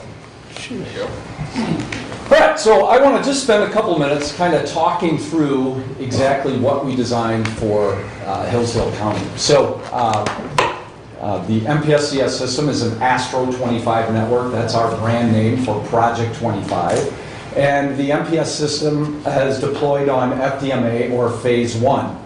And so what we're proposing is a 4-site simulcast subsystem that would link into the MPSCS. And so if you look at those 4 sites, we'd be converting the existing site 1902, which is located here in Hillsdale County. We'd be looking at building a new site in the Litchfield area, as well as another new site in the North Adams area. And then we found an existing site down near Frontier that provided great coverage. So our whole concept here was to really maximize the coverage for Hillsdale County with the most economical design. And so that's what went into the selection of these four sites. And we'll take a look at the coverage that gives you in a minute. And I think what you'll see is that it's really designed to provide you the coverage where you need it most. So another part of the design, it includes a Nokia microwave loop network. And the reason that loop part is so important is because it introduces a level of reliability into the network like no other, right? So what we do is we build a loop of microwave around those 4 sites, and then out of that loop, we have 2 connections going to MPSCS, right? So now, if something would ever happen, a storm takes out one of the microwave links, the system automatically reroutes the traffic so you don't have any loss of service or capabilities of the system. And that's why we put 2 links into MPSCS as well. So you always have alternative paths to keep that system up and running so you're always communicating. And then we've also included new MCC 7500 dispatch positions. And the difference there is today you're operating wirelessly, right? So those dispatch networks talk to a radio that then talks to the system. What we're proposing is a wireline control. And that gives you unprecedented control that when Alex comes up in a couple of minutes, he'll walk you through what those new capabilities will be. And then finally, our proposal includes the Apex 6500 mobile. The mobile is the radio that you would typically see in a squad car or in a fire truck. The great things about mobiles is they're higher power, so they talk farther. And then the Apex 6000 portable, which is the radio that an officer or firefighter would carry with them as they went through their jobs every day. All right, so now let's dive a little bit into the coverage. So the first coverage map will show up there is mobile coverage. And a little bit about what you're seeing, right? So you see the 4 sites up there. The purple is where you have 95% reliability. So what that means is that 95 out of 100 times when you try to use that radio, it's going to work. And then you see a thing up there that says DAQ 3.4. Boy, a lot of letters and names. What does that actually mean? So what that is digital audio quality. And then the 3.4 is where that lands on that scale. So a 3.4 means that you seldom would have to repeat a transmission. It's a very rare event that you would have to repeat a transmission. And so it's a very good level of signal strength and coverage that you would have available. So if you look up at the map, because this is mobile coverage and it's higher powered units, and this is a worst case representation, right? So this looks at both talking in and talking out and displays the worst case. So you see you have really, really good coverage. You've got a little bit of coverage, little areas down there that are white. Now, what do those white areas mean? Well, they don't necessarily mean that the radio won't talk there. It just means that it's less than 95%. So maybe 9 out of 10 or 9 out of 10 times you can communicate, or 90 out of 100. But you have to show some sort of limitation, and that's what you see there.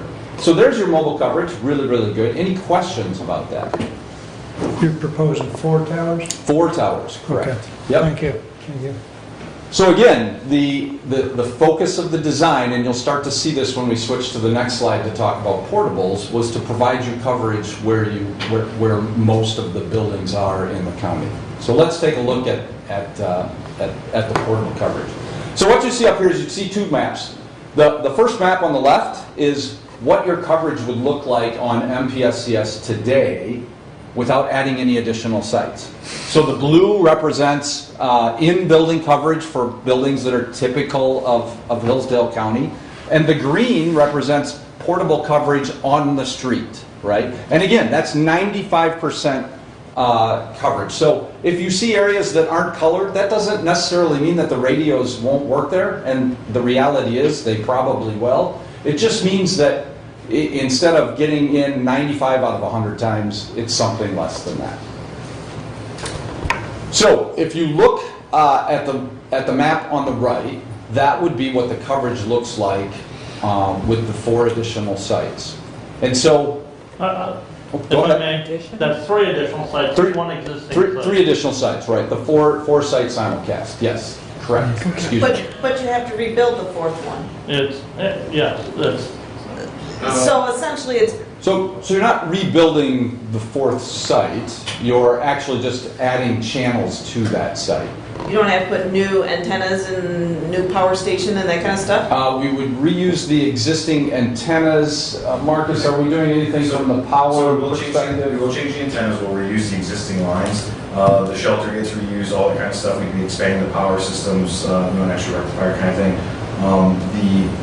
The 2 sites, so the Litchfield alternate, is very close to where your Litchfield one is today, and it's actually on your county-owned property over there, by like the train tracks and stuff and the power station. That would be brand new tower shelter. The fire station would be brand new tower shelter. The FCC tower down south, we would be reusing that tower, so we'd just be adding a shelter and expanding that compound fencing and stuff to keep it separate from the other cell carriers that are on that site. And we wouldn't be using the Bundy Hill site? No, so we're looking to forego several of your sites to try to optimize where we place it. Since the Bundy Hill will be brand new anyways, it's where will be shifted to try to maximize.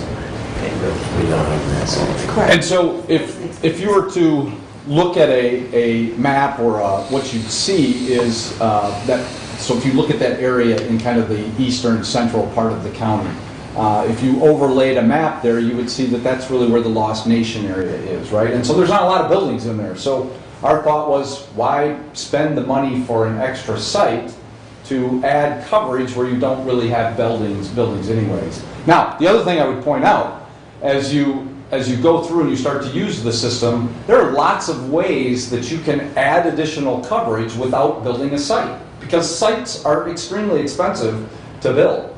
So again, the focus was on an economical approach that gives you the coverage you need, and then you also have options to improve coverage in the future if you don't like the way it's performing when you get out there. So that was our approach to the design. Any questions on these 2 maps? Go ahead. If you simply want to improve the coverage, and you say it's something that's doable in the future, is that by just adding routers? Is that by adding portable antennas? So there are a number of different ways you can approach that. One way, if you're trying to get into a building like a school, they have these systems called bidirectional amplifiers. And so you put an antenna on the roof, and an antenna inside the building, and then there's an amplifier that amplifies that signal both in and out of the building. Another way you can do it is there are devices called vehicular repeaters, and these get mounted to the mobile. And so when you leave the mobile with your portable, you talk back through that vehicular repeater to the system and back and forth that way. Thank you. And then there are other technologies that MPSCS is testing and looking at that include using LTE networks to improve the coverage. And all of those operate seamlessly without any intervention from the user. So those are technologies that we are developing MPSCS is testing and would likely be available to you sometime in the future. Yes? So your proposal is going to be reusing the existing MPSC site. Are they paying part of the cost to upgrade that site? That's a good question. So I believe... Because I'm going to guess we're all going to benefit from that increased capability. So are they paying part of the cost, or are we paying all that? So you are paying for the equipment that's going there, but you are also going to benefit from joining the MPSCS system by being able to roam seamlessly throughout the entire state. Now, if you were to build your own system, then you would have to, when you wanted to talk on the MPS system, you would have to change the channel on your radio. And now, when you're operating on the MPSCS system, you'll miss all critical communications that are happening on your system. Likewise, when you're operating on your own system, you'll miss all critical communications that are operating on the MPSCS system. So that's really the joint benefit that you both receive, right? Everyone is operating on the same system, so you really get the benefit of being on that one single system. Okay? Any other questions? Just so that I'm on the site that you're talking about reworking it, now that's the existing state site, or is that the existing Hillsdale Tower? That's the existing state site. Okay, so I'm Sand Lake Road. Yeah. I believe that's what it's at. So the existing 1902, right where it's at? Yeah. Okay. Yeah. I just want to make sure that I'm understanding, so. Yeah, right. While while you would be adding that equipment to there, upgrading it, it's still the state-owned site. They would, just like the rest of the stuff, maintain it and other things that you gain on that longevity, the out-year costs and things. But that is another benefit, right? The state now would take over the upgrades, all those software, hardware, and security upgrades. The state maintains that for that infrastructure for you moving forward. So that is another added benefit. Thank you, Michael. So, and then this is maybe a Marcus question as well. The Frontier Tower site, all right, so that happens to be behind my fire station. Are you going to be able to utilize that at the existing height, or will the antenna go higher, mounted on the tower? And the reason why I ask is that when that was constructed there, one of the concerns is 190 feet. So it stays under the need to put a strobe on it, and that was a big local concern. And since that's in my backyard, I want to be able to answer that question for my neighbors. Is it going to stay so that we don't need a strobe on that Yeah, tower? so our plan was to use that existing tower as it stands today at 100. Okay, thank you. That's like I said. For training. Yeah. Okay, that was right up the front of my. Right. Yeah, the two other ones, the Litchfield Fire Department, are 300-foot self-supported, which is very standard, typical, and obviously we can adjust those heights to 200 or the under 200 for that strobing and stuff like that. But the 192, that's over 400 foot today guide, and then like you said, it's like around 190 for the tower that we're using. So, and we are using it directional. So the other three are a standard Omni that we'd be using. That one is directional because we are right on the border of Ohio. Make sure Radio waves just don't respect those geopolitical. Exactly. Well, as long as we're talking about neighborhoods and backyards, I see you're not going to use the tower down to Camden, and that's within my district, and they've always had communication problems because Camden and Camden Village basically sit in a hole. So we're going to get good coverage without that Camden antenna? So if you go back to the mobile map, you have very good mobile coverage in that area. I remember your purple map, but I also see you. No, absolutely, and this is why we have alternatives that would allow you to improve the coverage if what you build there doesn't suit your needs. But remember, just because you're seeing white doesn't mean that the radio won't talk. It means that Explain it's that to my constituents in Camden. Oh, absolutely. See if I can just add one thing too. We certainly, received the report, got inputs from your folks as to kind of what to do. And then we took an approach based on that, on those details, to come up with a design. Right. this is highly scalable.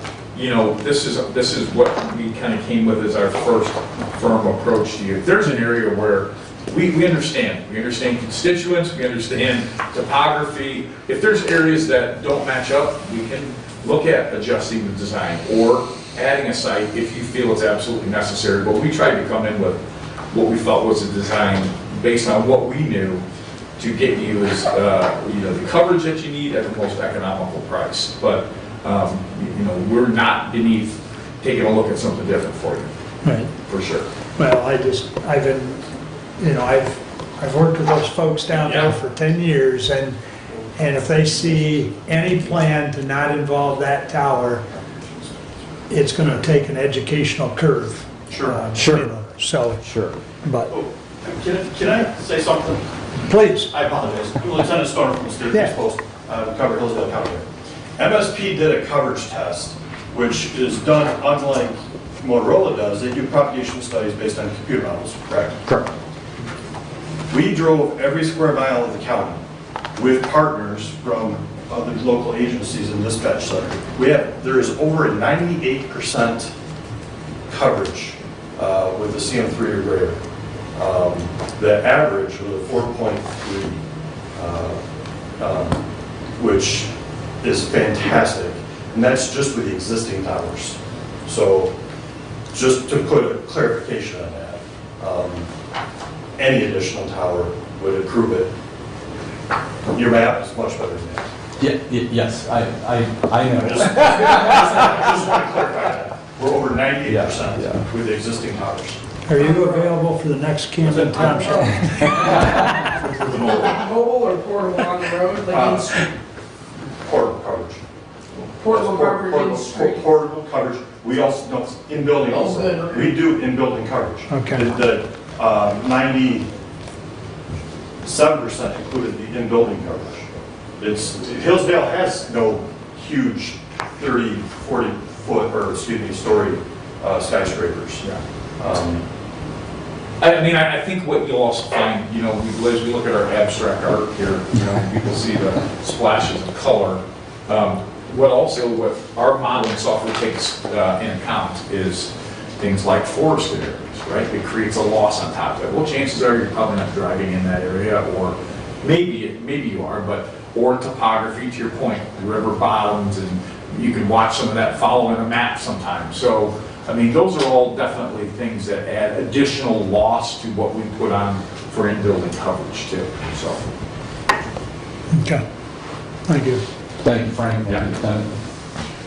Okay, and then the last map that I wanted to share with you is kind of a look at what we talked about, right? So as you join the MPSCS system, you can now roam anywhere within the state. You don't have to change a channel on your radio. You just drive, and the system hands you off to the next available site with the best coverage. So this is just an example of some of the counties down here around Hillsdale and what coverage you might expect to see in those areas. So that's all I have for today. I'll throw it over to Alex, and Alex will give you a little introduction to our mobiles, portables, and the dispatch position. Thank you. Thank you. Thank you, Steve. So as Steve was just mentioning, now we're going to look a little bit more at some of the equipment that's going to work on this proposed system. And we'll start off by touching on the different mobile as well as portable radios included in our proposed setup. So as part of our proposal, we've included a number of different portable as well as mobile radios, specifically some of which that I have on the table before you are Apex 6000 as well as 6000 XE portable radios. XE, as we'll get into later, extreme environment, really designed more for the fire service. And then for mobile radios, we also included our Apex 6500 mobiles, which include a number of different kind of deployment and mounting options as well. And so you may be wondering, as you're looking through the proposal, how can you ensure that these radios are designed to meet the needs of Hillsdale County? And so one way that we help ensure this is how we design these radios. And so we really make it a point that when we design radios, we make sure that we design them for public safety and really by public safety as well.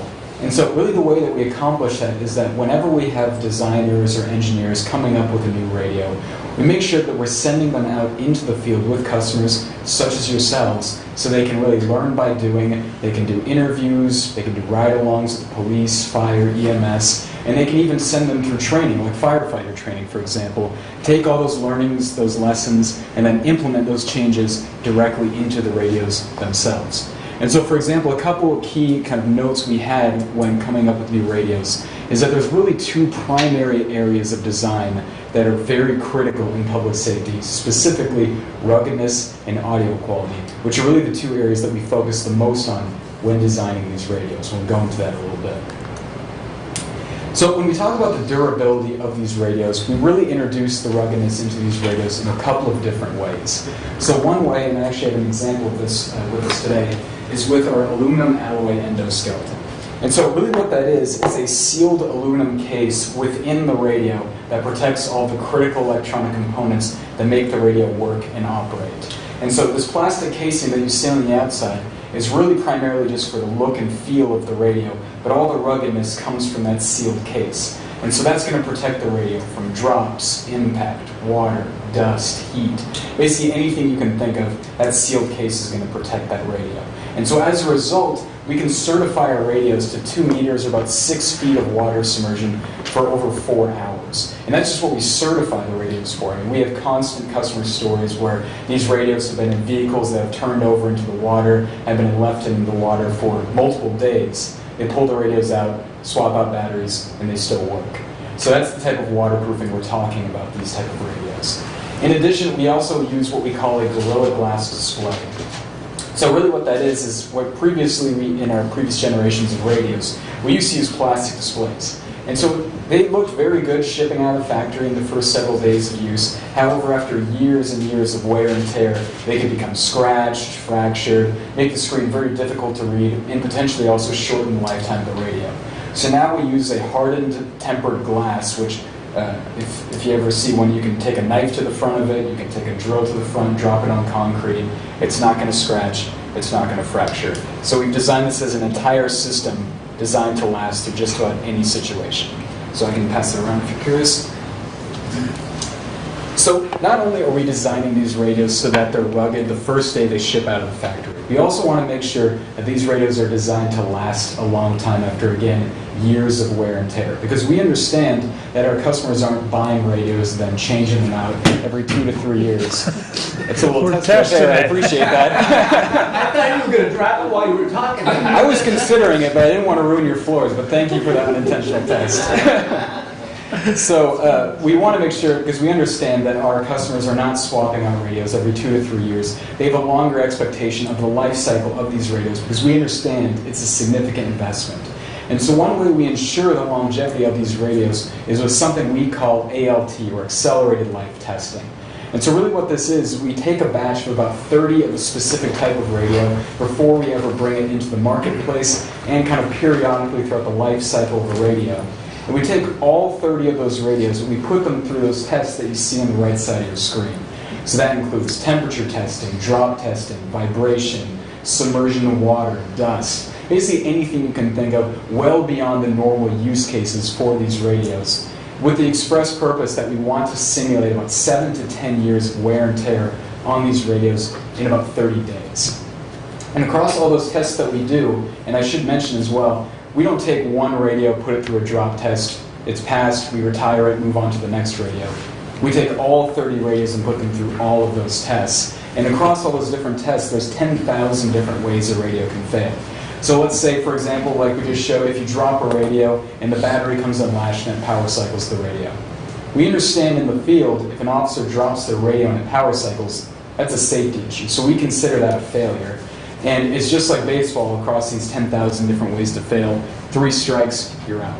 So if you have 3 failures out of 10,000, they will stop the test. Our quality team has the ability to stop shipment on any radio so they can root cause, figure out what happened to that radio, fix it, restart the test, and then certify it. And so, again, the whole reason we do that is, one, to ensure the radio in your hand is designed to work when it needs to most. And second, so that the radio is designed to last for a long time so you get the most out of your investment. So the other aspect that we really pay a lot of attention to in our radios is audio quality. And so the reason we put so much emphasis on that is because we understand that when a first responder, a police officer, a firefighter hits that push-to-talk button to call for help, call for backup, say their location, we understand that when they hit that PTT button, they need to be understood the first time, every time, on the other end of that communication. And if the audio quality isn't clear, that can be very difficult.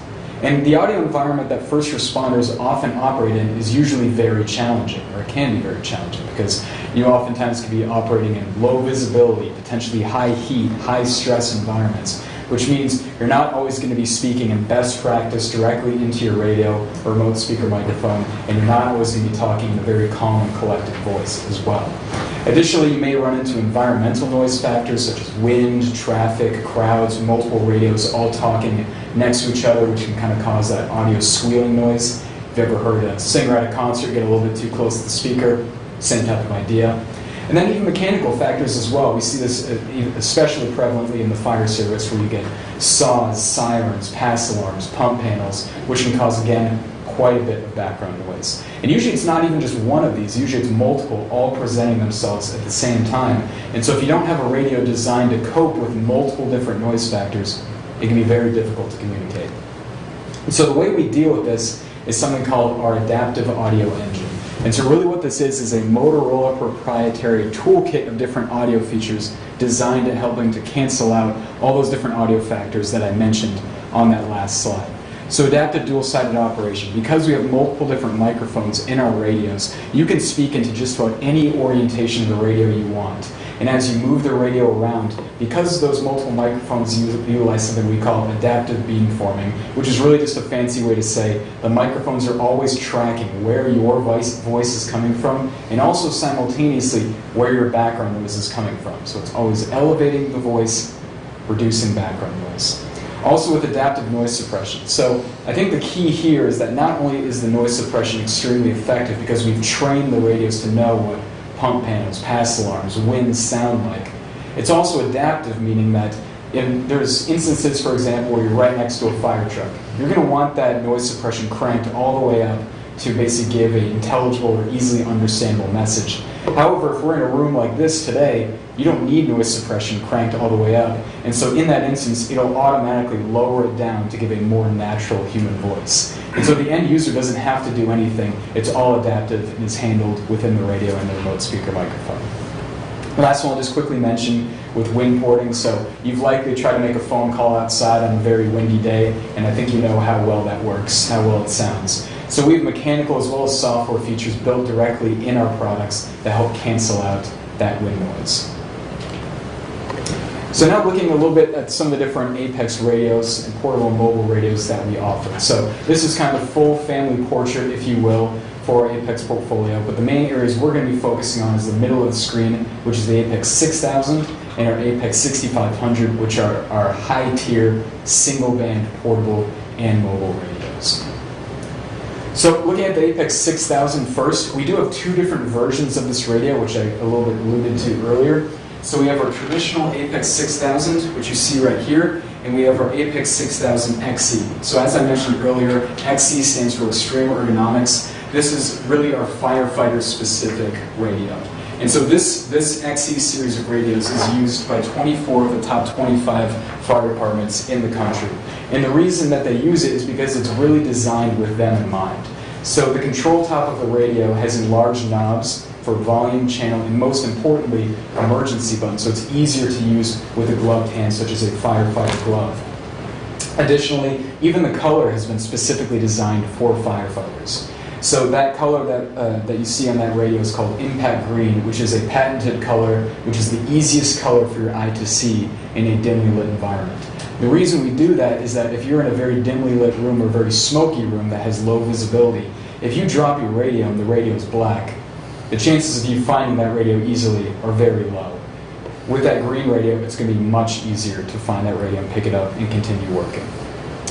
And so these radios are really going to take advantage of all the features that I previously mentioned. So it's going to have the ability to have the adaptive audio engine, a 3-watt loud and clear speaker which can speak above some of that background noise. the aluminum alloy endoskeleton, the Gorilla Glass display, and you also can choose to or choose not to use some of those additional optional features such as Wi-Fi for wireless programming, over-the-air programming over a radio system, or over-the-air rekeying for wireless changing of encryption keys as well. And the nice thing here is that you can choose to add these either up front, or if you don't want to, you can add them on at a later date so they can grow with Hillsdale County's needs. We also have a number of different accessories that you can pair with these radios, whether it be remote speaker microphones, batteries, chargers, really anything you can think of, any use case you can think of, we offer. The only one I do mention is that the XE500, which is really the remote speaker microphone we again designed for the fire service. And so this is temperature rated for 500 degrees for 5 minutes, as many firefighters wear their remote speaker microphone outside of their turnout gear.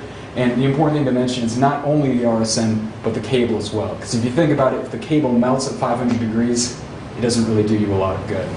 Additionally, it's also just as waterproof as the radio, so 2 meters for 2 hours. So it's really designed for great water drainage as well. A lot of firefighters deal with this issue where if water gets in the radio, it doesn't drain very well, and in the winter it can freeze, or it can give kind of a waterlogged sound, which makes it very difficult to communicate. We've specifically designed this radio to help drain from that water. So again, many different remote speaker microphones and accessories that we offer, but this is one that I think is really very effectively used. So as far as the mobile radio, we included our Apex 6500 single band mobile. As far as some of the features that you can pair with it, impact detection is one, which we really see as a safety feature. So if an officer, for example, gets in a vehicular collision and they're knocked unconscious, the radio can actually sense that there's been a vehicular collision. And so if the driver is unable to hit their emergency button themselves, the radio can do it for them. Security, we offer the highest level of encryption in these radios using hardware encryption. You can use AES, DES, whatever best fits your needs. Extremely rugged as well, and a number of different options you can use for control head options for how you interact with the radio. However, the option that we've included in our proposal is our Apex E5 control head, which is also our newest control head, meaning that it will offer a longer longevity of life cycle as well. A couple quick things to mention on here as far as advantages. It is a full color display, and you can also latch on colors to specific channels. Main use cases for that, if you're driving in a high-speed pursuit, don't really have the ability to look down at your radio to see what channel you're on, you can just use your peripheral vision using colors to see what channel you're on. Also can use it in training as well if you have new firefighters, new police officers, and they don't necessarily understand immediately who they're talking to based on the channel, just color code it. Police can be blue, fire can be red, make the training process even easier. So covered a lot of different information on the portable and mobile radios. Main things to take away from this section: these radios are designed and tested for long-term rugging. So we want to make sure these radios are going to be around for a long time so you get the most out of your investment. Best-in-class audio quality utilizing that adaptive audio engine. Features specifically designed for enhanced safety, like that impact detection and other additional features which I didn't even get into. And again, a full portfolio of radios and accessories really designed to meet any requirement in the use case. So any questions on the portable and mobile radios before I move a little bit into dispatch consoles?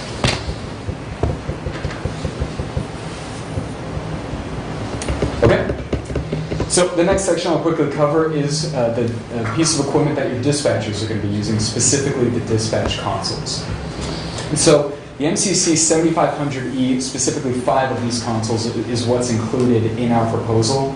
One good thing to mention is that the MCC 7500 platform is the only certified and approved wireline console on the MPSCS system. And so we'll get into on the next slide exactly what wireline means and what it can deliver for you, but I want to start with that point. As far as some of the advantages of the console, it does have a small form factor, really just meaning that it's very easily integrated into just about any dispatch center. Offers public safety grade accessories, meaning that the accessories are designed to be used 24/7, 365. User-friendly interface. We've been making dispatch consoles for over 80 years at this point, so we've taken all of those learnings and years of iterations and built that into this console. And we also make it customizable as well, so dispatchers can really have the screen laid out as best they see fit. But again, the most important thing to mention here, other than redundancy built in for ensuring maximum amount of uptime, but the fact that it's directly integrated into the state system. And so you've heard us mention a couple times the phrase wireless and wireline. Well, what does that really mean? So as Steve was alluding to earlier, with a wireless console, which is what you have today, and is really the alternative for anything other than the MCC 7500E on the MPSCS system, with a wireless console, you have your dispatch consoles at your desk, and it's wired into the backroom equipment, which is really kind of the localized brain of the dispatch site. And then from that back room, you're going to communicate back and forth with the radio system wirelessly with radios. So from the radio system perspective, you're seen as just any other radio, effectively.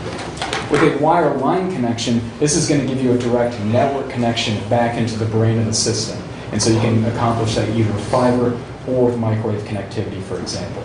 So that's great. You have a network connection into the statewide system. What does that really do for you? So here are a number of different advantages that come with a wireline console. These are not all the advantages, but just a few to touch on. So one of them that I think is really most important is priority. And so with a wireless console, because from the radio system perspective, you're seen just like any other normal radio user, in an emergency situation where the channel is very busy and everyone's all trying to talk in the same channel, the dispatcher who may be trying to relay a critical communication or coordinate first responders may have to wait in the same line as any other normal user, and that can lead to safety issues. Whereas with a wireline console, dispatch consoles can have elevated priority. So even if someone's currently talking on that channel, they can actually override that person, deliver that critical communication. And because these dispatch consoles are something that we call full duplex, you can talk and listen at the same time. So even the person that dispatcher overrode, they can still hear what they need to say. In addition to that, we also offer more efficient patching. So patching, if you're unfamiliar, let's say you have two channels today. You have channel A, which is, let's say, police. You have channel B, which is fire. In normal operations, you want to keep these channels separate to go about their normal everyday operations. But let's say for a large incident, you want to temporarily combine these two channels together. That's called patching, and dispatchers have that capability.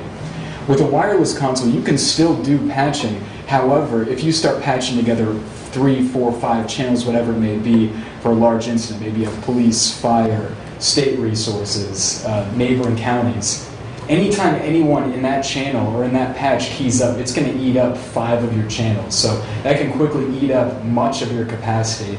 And so it's not a very efficient way of patching. So whereas with a wireline console, it automatically reorganizes it so it only takes up 1 channel. So it protects the capacity of your system, protects the investment you made in the capacity of your system. Last one quickly, a touch on fallback operations. Many different dispatch centers always wonder and try to come up with plans. What are our operations going to look like if we have to evacuate our dispatch center? Maybe there's a fire, maybe there's a gas leak or a security concern.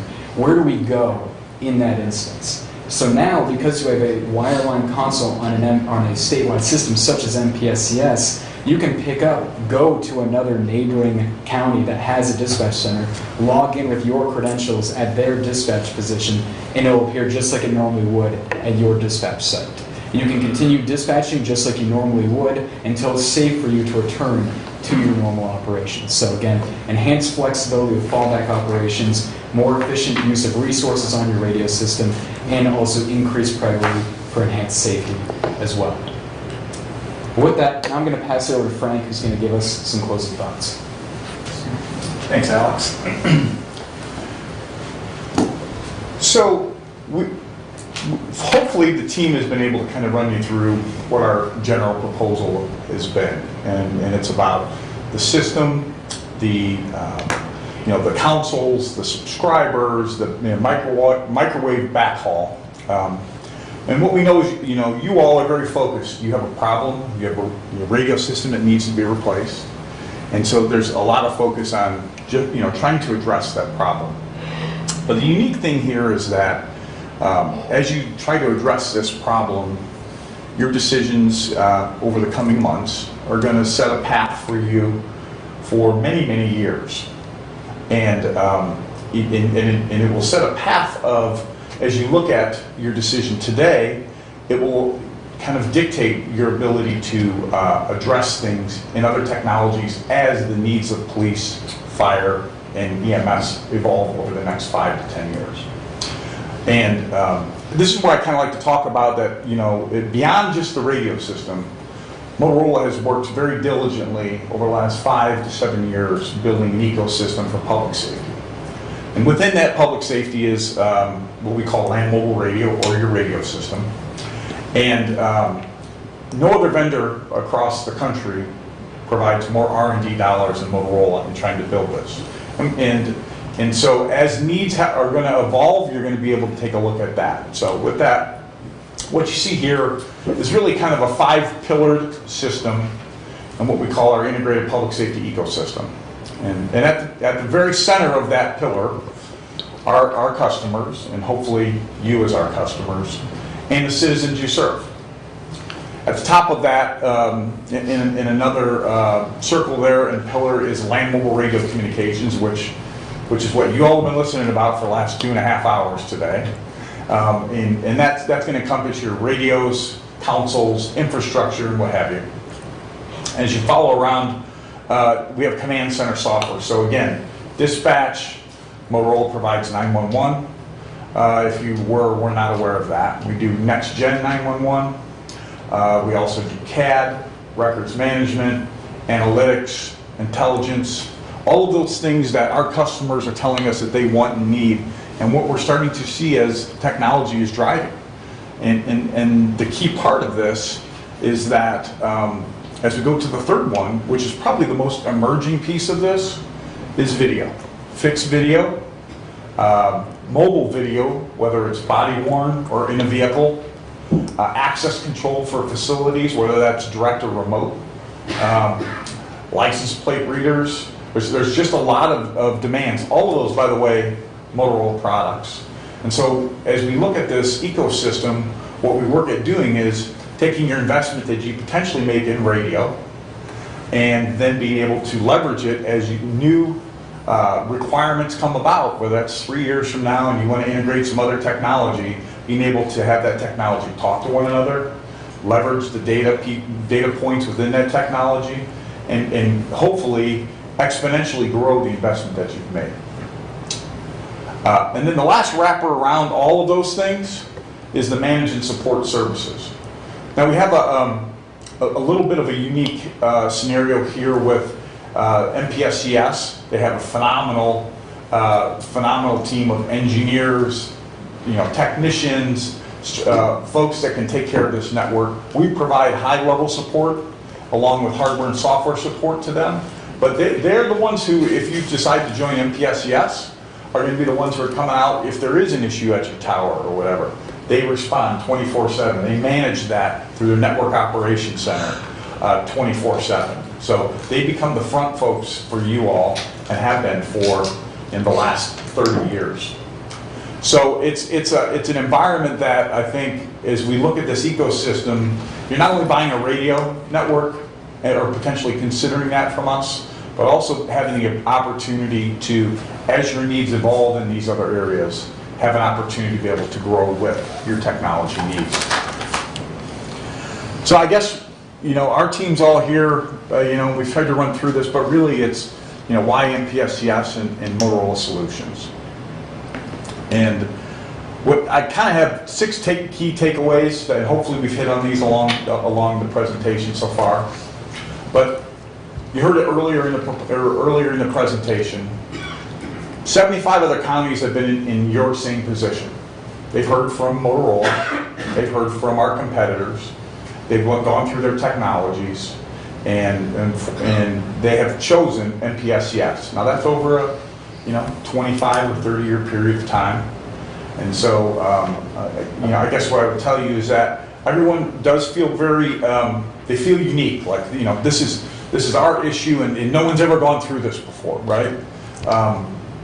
We have some prime examples that we can point to, and even I think most recently, where's Bill at? Bill, so you've got a couple of things that you worked on here recently, even, right? Neighboring things? Most certainly, Berrien County recently added a site location. We're currently in talks with Calhoun County for a few towers and little simulcasts, as well as Berry for a long-term initiative. Recently also transitioned Berrien County. They went with a 7-site simulcast, as well as Kalamazoo County went with a 7-site simulcast. So they're adding all over the place. So great, thank you. So I guess want you to know that you're not alone in trying to have to make this decision. We understand the scope and breadth of it. It's an expensive decision to make. and it locks you into technology for quite some time. And so we appreciate that. The next two things here, it's a proven system. NPSCS, 1993, started providing this network. We were fortunate enough to go through a competitive process and be selected to be the vendor for this network, and have continued to go through side by side, working along this network to grow it, and quite frankly, for it to be one of the premier networks in North America. And so we're very happy to be able to have that. I guess, we're also fortunate when we go through the implementation phase, we rely on a lot of our engineers who live in Michigan, our project managers who are here in Michigan. We rely on our salespeople who are obviously here in Michigan, but then we also rely on our local service organizations like ROCOM, who are here in the audience today, to help us with the implementation of networks like this. They're local, a little over an hour away. They're going to be committed to joining us and putting this system in to be successful for you. We talked about coverage earlier today, and I like to kind of call it as tactical coverage, and so we tried to focus in on where we felt we could provide the most impact for the least amount of sites. But you are the customer. If we haven't hit the mark or you would like to see something a little bit different, tell us what you want to see. We'll take the time, we'll run it through, and do whatever we can to collaboratively be able to walk through that with you to do that.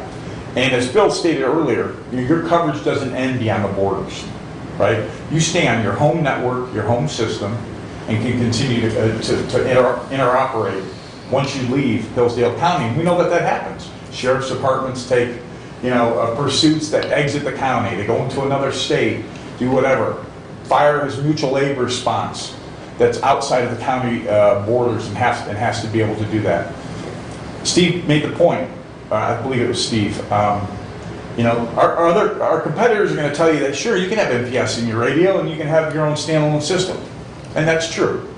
And you can have what's called fingertip roaming, right? You want to go to MPSCS, turn the button, turn the knob, and it's true. You can talk to MPSCS. But now you're on two different systems. You leave your home system when you do that.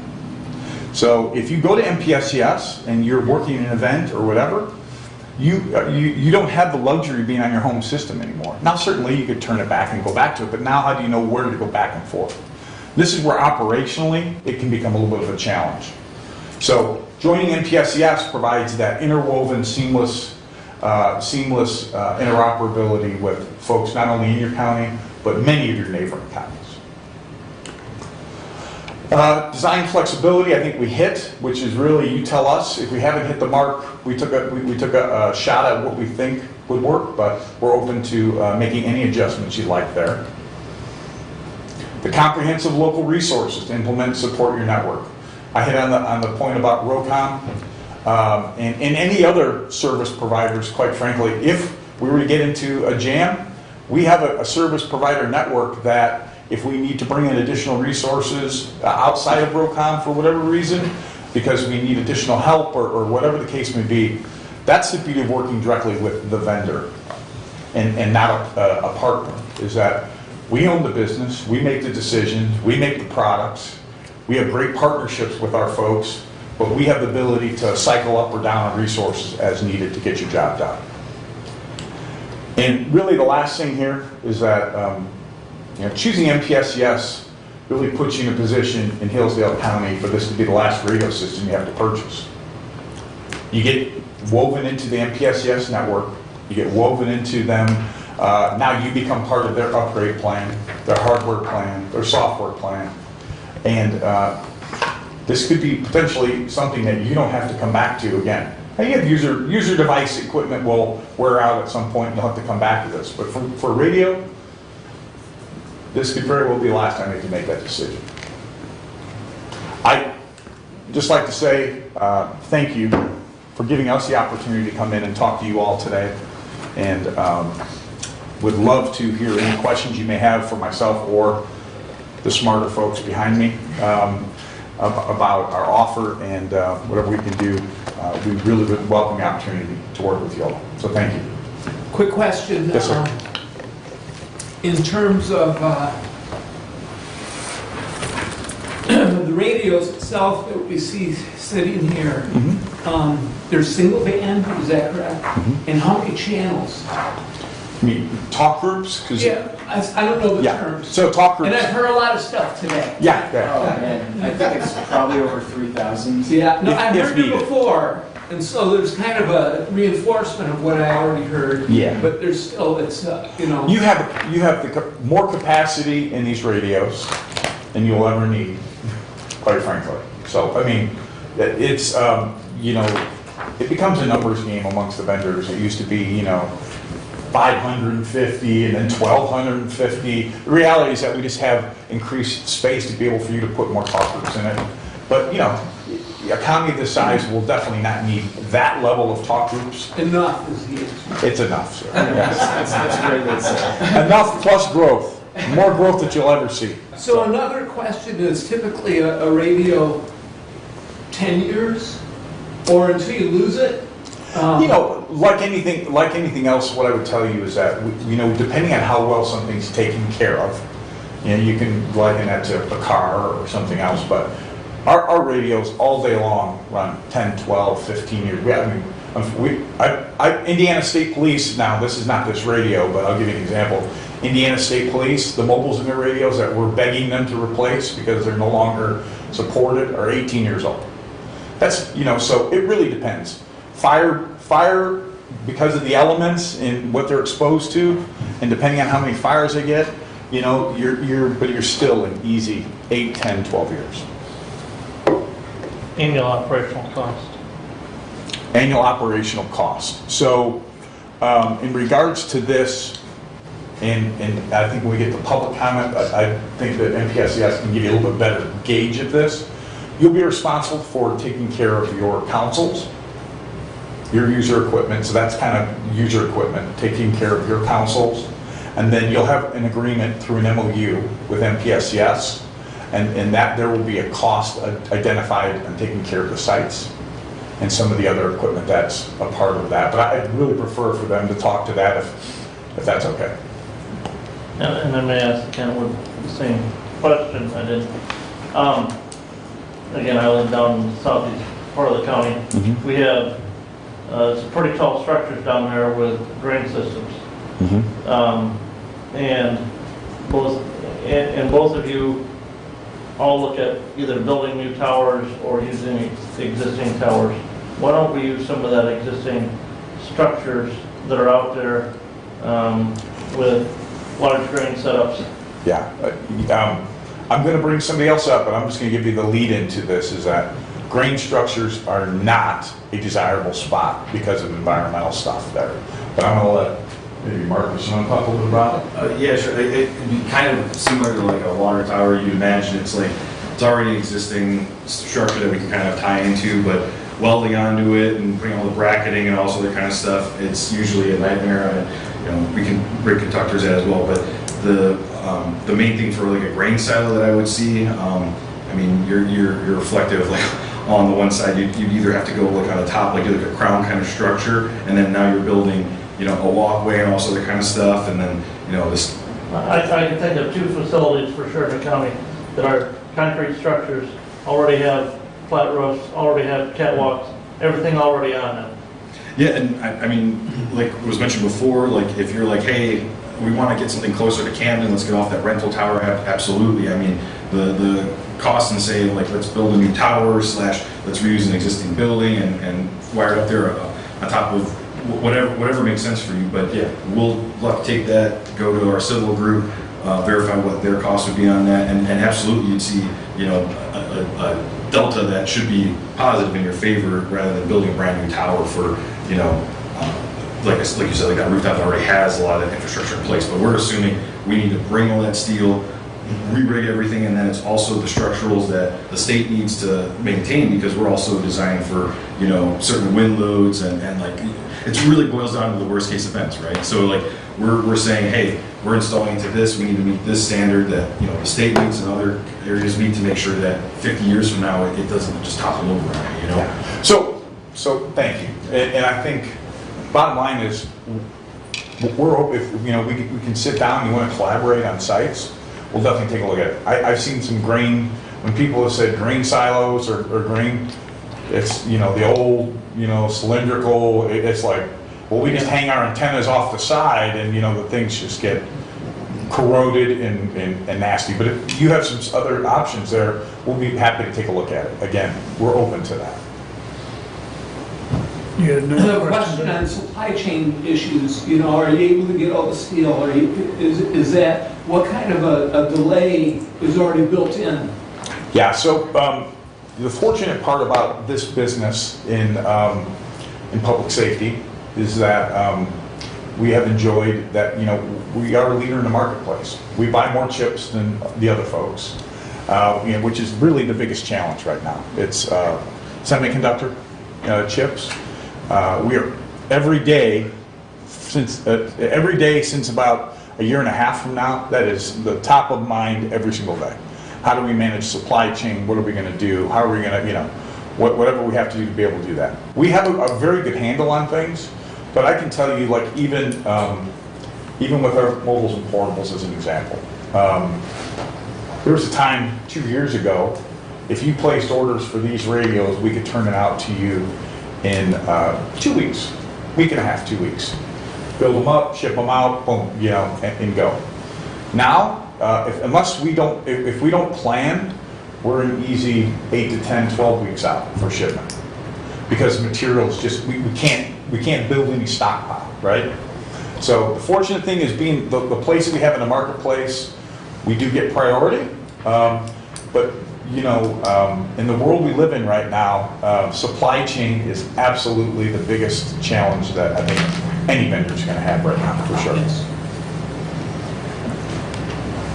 You've got a price included in here. We haven't decided on any type of funding mechanism, anything like that. How long is that price good for? Right now, we have it, it's good till June 22nd. Yeah, June 22nd right now. Okay. We understand where you're at. I think when we get a little bit closer, supply chain is dictating, unfortunately, in specific spots, supply chain is dictating some of our pricing. When we talk about buildings, steel, those kind of things, those are prices that even us are changing every 21 to 35 days. Now, we had to build in to be able to make it even valid till June, right? And so responsibly, I can't just say it's good till September at this point, but I think once we get in and get engaged with, if we're fortunate enough to do that and get an idea of your timeline, then we will agree to get to a price or validity that matches your timeline, for sure. I mean, if you were to, would it be safe to say right now, if we go out to the fall, that we add 5 to 6%? I wouldn't even, I mean, I know that's an interesting question because everything's not going to go up, right? In our deal, but we have certain things that we could see 25 or 30%. So, you know, unfortunately, the environment was a lot different even a year ago. For me to be able to say, yes, sir, that would be good. The last 3 years have been. Yeah, but I mean, we're not sitting here saying, oh, well, you know, now it's going to be 20% more. I would say that, you know, we would see a single-digit increase potential is what I would kind of gauge it as. That's fair. Yeah, I mean, you know, God willing, maybe we'll actually see some prices go down, which would be nice too. But, we would love to be able to see that. Well, I mean, you know, even it's funny things if we watch like lumber, right? Lumber is going up and down and up, and it's so cyclical. But unfortunately, I can't hold my breath for that for any of us. So, I mean, some earlier discussion we had this morning is on other building materials for the courthouse, and you know, yes, prices could go up or down, but you know, across the board, are you looking at 5%, 10%? You know, because of the up and down, it could be in that 5 to 10% range, just because some things are going to go up and some are going to go down. I've never had more conversations about CPI in the last 90 days of this, this year than I have in probably my whole career, right? Everybody's trying to gauge where inflation's going and how do we control costs and long-term projects, right? We got to get through your process, and then we got to build it, and what's the time frame of all of that? Well, people want pricing for 3 years, and you can't change the price, and so it's interesting. Well, try buying fertilizer, that's a variable too. Oh, yeah, no, absolutely. So, Absolutely. it's probably in your book, but I didn't hear it discussed, start to finish time frame on project. Yeah. We have a 18-month schedule built in here, so Okay. start to finish from contract sign date, 18 months will be done, final acceptance. Okay, thank you. Yep. All right. Well, as I said earlier, I don't know, Kenwood's, Yeah, I think we're all set. Yeah, they're here. they're, I was gonna kind of allow a total Q&A with both providers available, and we can spend a few minutes on that, and then we can wrap up with public comment, so, Absolutely. I mean. Thank you again. Yep. All right. A lot of information. And then we've got to open the bids, or look at the prices. However, I think they're in both binders, aren't they? They're not sealed, but they're. What's that? They're not sealed though. Okay. Well, whether they're sealed or not, we still need to at least acknowledge the price. Hey, Brian, can you close that lens thing on that? I most certainly can. That's reminding us. You getting the white? What? It's blue. It's blue. Shut. Thank you. That other turn it, close the light, we'll just turn it off. The white one earlier before when they were setting up. I was sitting here doing something and I went to stand up and it went right in my eye and all I could see was lights. Like, oh my God. Thanks for being here today. Question for Chad. Same question I forgot, I didn't. Yes. Hey Ted, I had apologized, I didn't ask you this when you were here earlier. I asked the Motorola guys this. We have a lot of large grain structures in the county, and just wondering why you guys didn't look at maybe one of those structures for setting. Our microwaves has to be at 200 feet in order to hit each other. Okay. So granaries aren't usually that tall. And then our transmit receiving antennas has to be above that yet. So that's the reason we didn't look at that, because we didn't see any tall structures. I mean, if you have something, we can run a study on it, but that's the reason why. That makes sense? Yep, it does. Well, what's that? I was just wondering if they were marked Did anyone from the board have a particular question for either Kenwood or Motorola? And then I'm going to open it up to, for open questions before we go to public comment. Is there an easy way to explain the difference between Kenwood and owning our towers versus Motorola and them being MPSC towers? Is there a difference in the cost of operating, or who's in charge of them, or, because my takeaway from your presentation is that the 4-tower system with the MPSC is that they're MPSC towers. With Kenwood, there are towers. So is there a difference in cost over the lifespan of those towers as to which way we go? You want to go first, Ray? I can, and I would also tell you that I think MPSCS can explain a little better, because that agreement is actually ultimately with them. But for us, yes, is generally what it states. If you have to build new towers, you build the towers, and then through an agreement, you give the use of the towers to MPSCS, and of which generally then they will charge you time and material, and they'll give you a budget, right, for each tower. And so then they will then take care of those to some certain level, and that's where I want them to really talk about that a little bit better. And then basically that versus the own your own system, and then you can, because I don't know how you guys presented it. Sure, I understand. Yeah. Okay, so in our system, you buy the towers like you do in there. But in my proposal is you still have maintenance on the backbone, correct? And that's what Frank was talking about. You gotta get with MPS and see what they're gonna charge you to do that per year. Mine is built into the project for 10 years. For 10 years, there's no maintenance. The maintenance would come up after 10 years. Yes, the cost. And then is MPS, is the state police going to tell us an idea of what that maintenance is going to be for us? Sure, absolutely. So to answer your question, if you don't mind, my name is Brad Stoddard, Director of Michigan's Public Safety Communication System. So to answer your first part of your question, those are your towers. Whether they're integrated to us or not, the county owns those assets. They never transfer ownership to the state at any point, and all the equipment in it continues to be your assets. What we've done across the state is provide them, your peers, will monitor those sites as well as maintain them if you like. But you can resort to do that yourself if you like. And with the exception of one county, we maintain every site for every other county across the entire state. The average cost for both monitoring and maintenance is about $8,500 per year per tower site. So in the example that was provided, there's one of our towers that was part of that solution. There's no cost on that tower. That's still our tower. So we'll maintain that at no cost. But it's the other towers that would be a cost. So only 3 of them then at $8,500. Yep. And the other part to add with that, I think to follow with what Ted had, so you have to get the apples to apples comparison. So this becomes the value of your tax dollars across all 83 counties.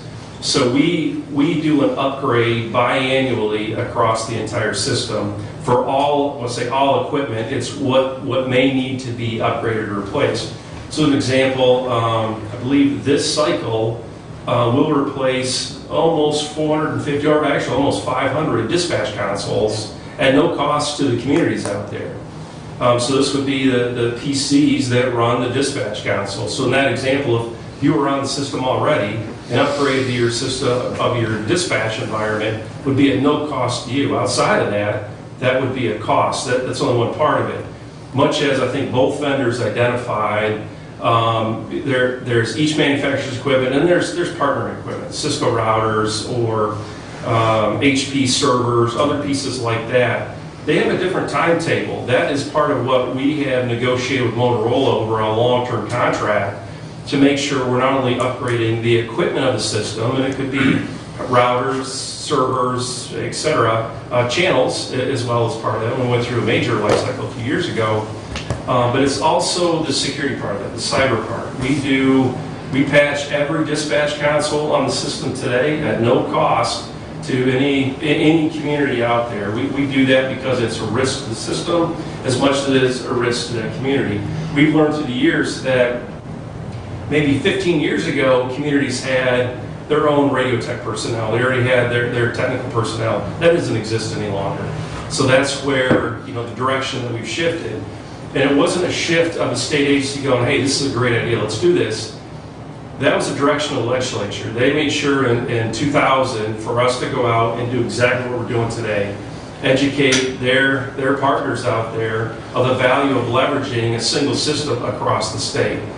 That's what we've done, and as was identified in both slides, although the one graphic up there on the state was actually an older graphic.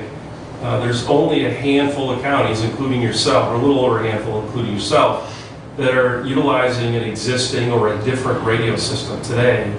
What we've heard, what I've heard through the years that I've been back in this role as the director, communities that made a decision to go in a different path, and then as that system came into life, there were different people in your seats that were asking the question, why did we do this? Why did we not go down this path a decade ago or 15 years ago?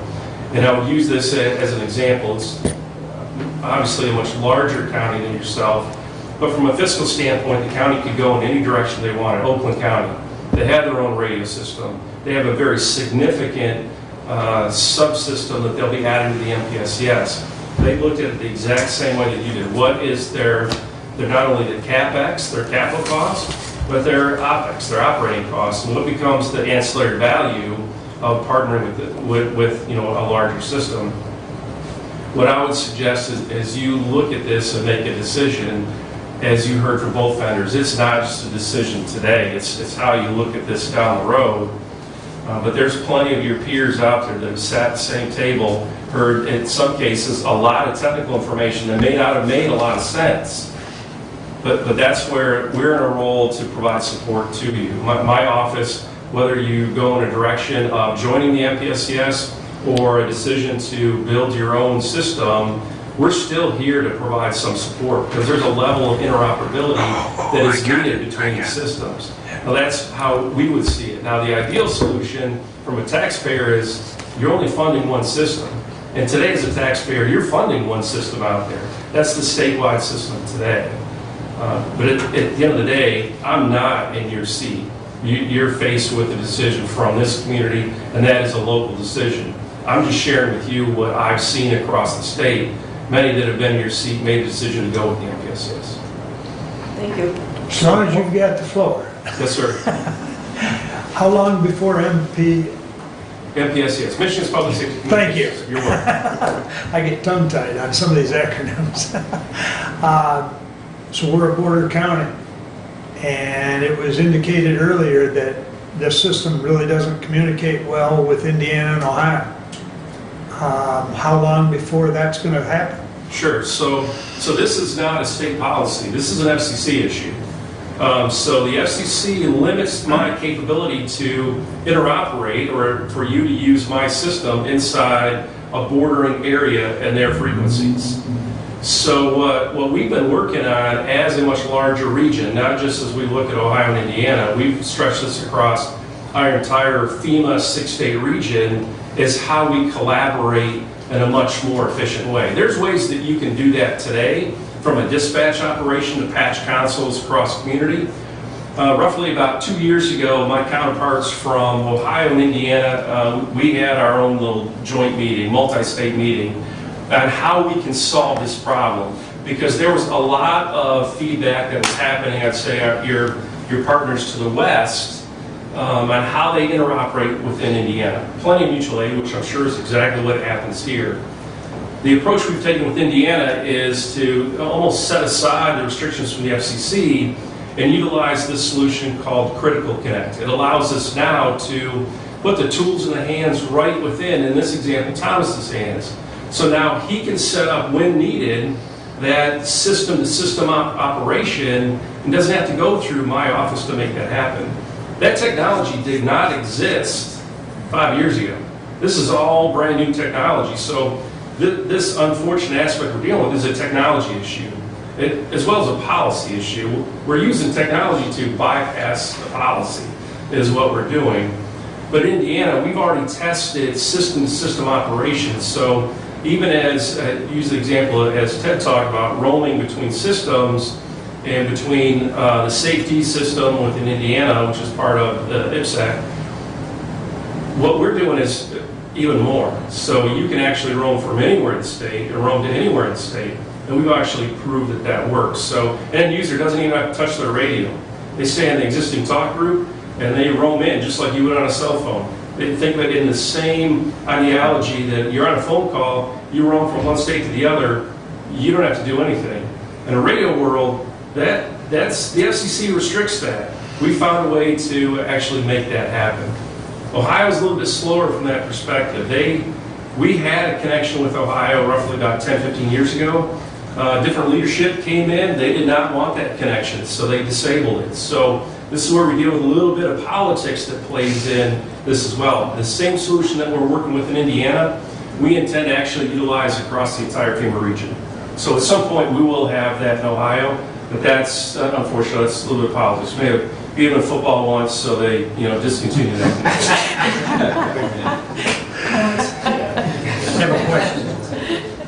You're going on the MPS system with them, right, correct? No. No, The reason I asked was, do you want me to dumb mine down to phase 1? Because I ported a phase 2 system. Well, There is a cost difference. I just want to address that, not from any vendor's perspective. I think you should know the difference between phase 1 and phase 2. And I'm only saying this as multiple facets. As an engineer, as well as one who runs our statewide system. The reason why we have not moved to TDMA, or time division multiplexing, is cost. The whole reason why many communities around the nation moved to TDMA because there wasn't frequencies. We do not have a frequency issue in Michigan. So as I've had discussions with leaders within state government, there's no financial reason for us to move to FDMA. The only area that'll be TDMA that will join the system is Oakland County. They have a frequency issue. But as a state, this is where I'm wearing a taxpayer as well. There's no value whatsoever to put any additional cost on the taxpayers that is not required. And I agree. I think in areas where there is a frequency issue, TDMA should be looked at. In Michigan, unless you're next to the Canadian border, there is not an issue. I have to disagree, because why do you want to put in more repeaters when I can put in 4 to your 8? That's more maintenance down the road. Makes sense, don't it? Why do I want to put in 16 batteries when I can do it with 4 batteries? The same thing. So anyway, my question is, do you want me to dumb my quote down to phase 1 if you're going on their system? Because they're phase 1, not phase 2. We don't know that yet. Now, you don't know that yet. Right. So you need to, if you decide to, I want to do apples to apples. A question, Ted, I think you said, your towers as proposed are loaded at 93%. 93%. It costs an approximate more to outside. Go to 73%. Okay. If you want to. The 3 towers that would be counting on underneath the Motorola system, where are they loaded at? Could we sell additional space on those towers? Yeah, I can look up the exact percentage, but I think it was like close to 75 or 80%, and that was the existing in there. But I can look at the exact percentage in there. It's okay. So if you want me to go to 73, I can. This is what apples to apples is, you guys. Right. Yeah, one thing I would just comment about, the TDMA discussion as you're looking at it too, is that I think Branch bought TDMA radios, right? Correct. Right, they did. But a lot of your other counties around don't have TDMA in the radios. So if you make that your primary option or function, then how you're going to operate in your county is TDMA. When people come in to do mutual aid, you either have to have a process where you go off your TDMA to FDMA, or they have to upgrade their radios to have that true interoperability on your main talk groups. Good point. Right? But ours does it automatically. As a user, you do nothing. But I'm The talking backbone about, does it automatically. So if you give Calhoun one of your talk groups, and they're on phase 1, and I come over to your phase into your system, your radio's done down to phase 1 automatically. When he leaves, it goes back to phase 2.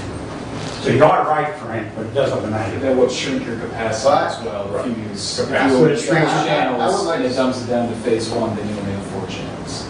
And that's why you want to go phase 2 out of the box, not phase 1. Yeah, I would like to say something on this, just, Ted, because it's an issue that I've seen. I've been working with Ted, with Branch County. Right now, MSP or any other state radios do not have dual system programming with Branch County. The reason why is because they do only have 4 TDMA channels.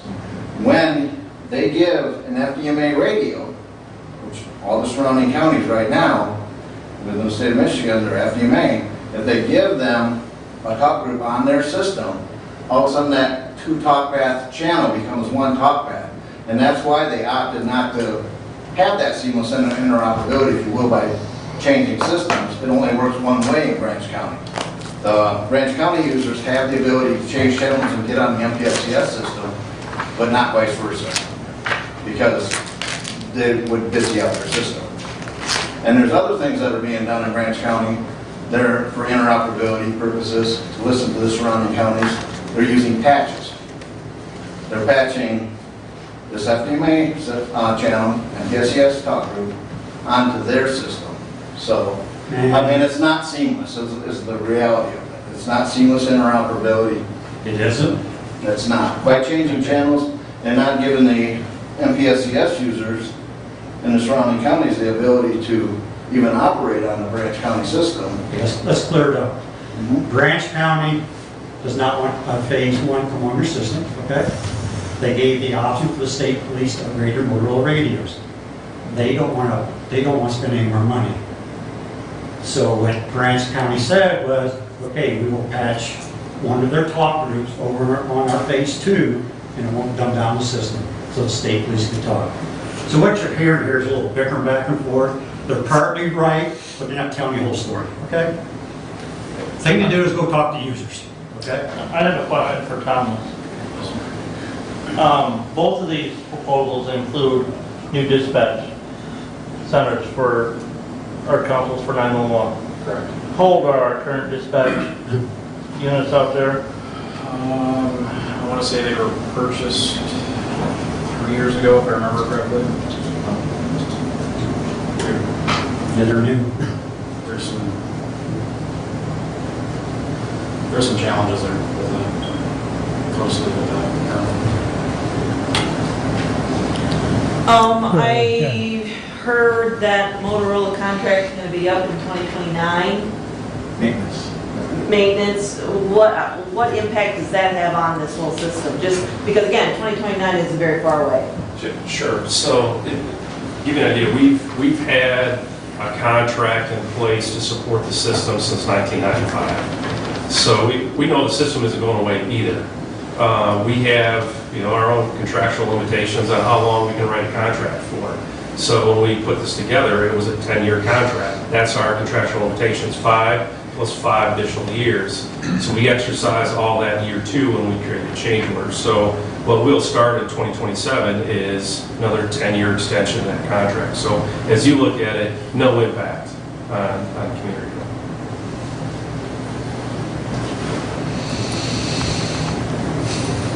Any more questions? I have one more question, so I truly understand this. When you say that the state police, the state system, when you do an upgrade, it automatically upgrades our hardware, meaning our consoles out at 911, and we will not have to pay for those? The county will not? Correct, hardware and software. So it's not just the hardware. So, and it's not every 2 years they're replaced. What's looked at is across the entire system and what's the age of the equipment that we have out there, or what's part of the upgrade that creates efficiency out of it. I know I think it was a couple upgrades ago, we did 370 some dispatch consoles, and it's not the entire console. I don't think that would replace screens or anything else, but it was the computer itself. Very much like your computer in the office, computer at home, has a life out of it. So as what we had as part of that process, because it was connected to some other items that were being upgraded, it upgraded every one of those consoles.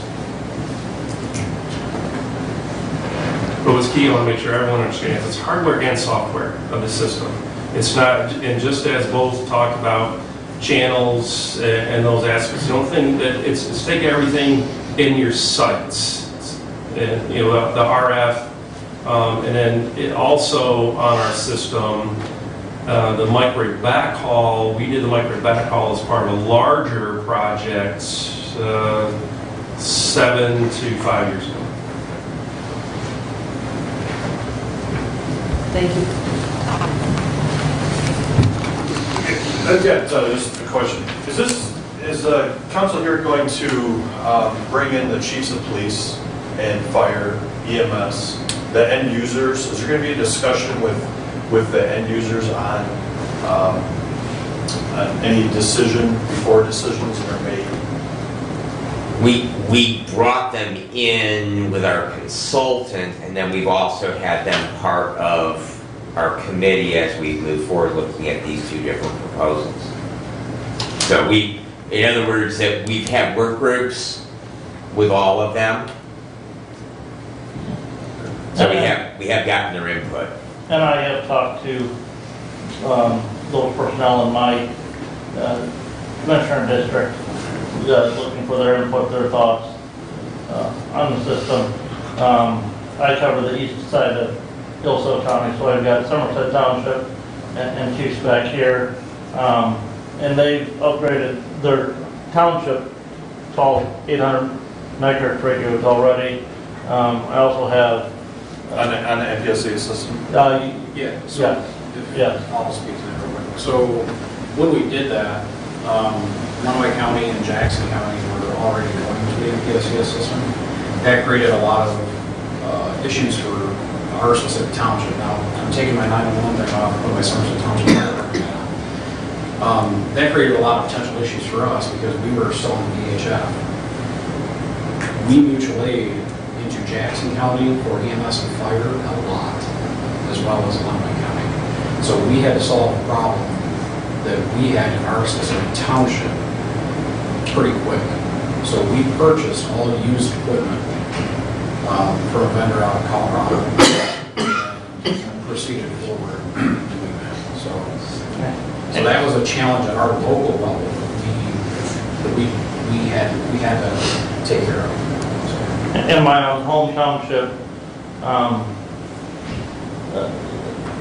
has a contract actually with part of Lenawee County for fire and ambulance service, and so they have some 800 megahertz radios that were provided through the Lenawee County construction bill debate when they changed over to 800 megahertz.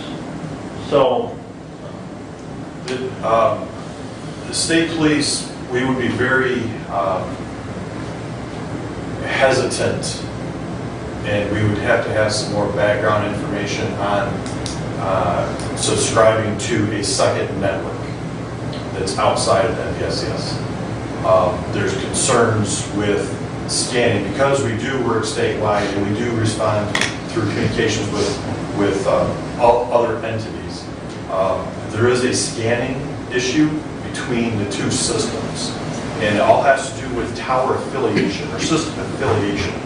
You only affiliate to one, and please correct me, any of the people very smart, but you only affiliate to one system at a time. You do not affiliate to two systems, regardless.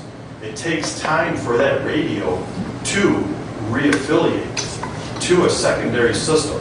And an average transmission from dispatch is very short. It is not 8-10 seconds long for the most part.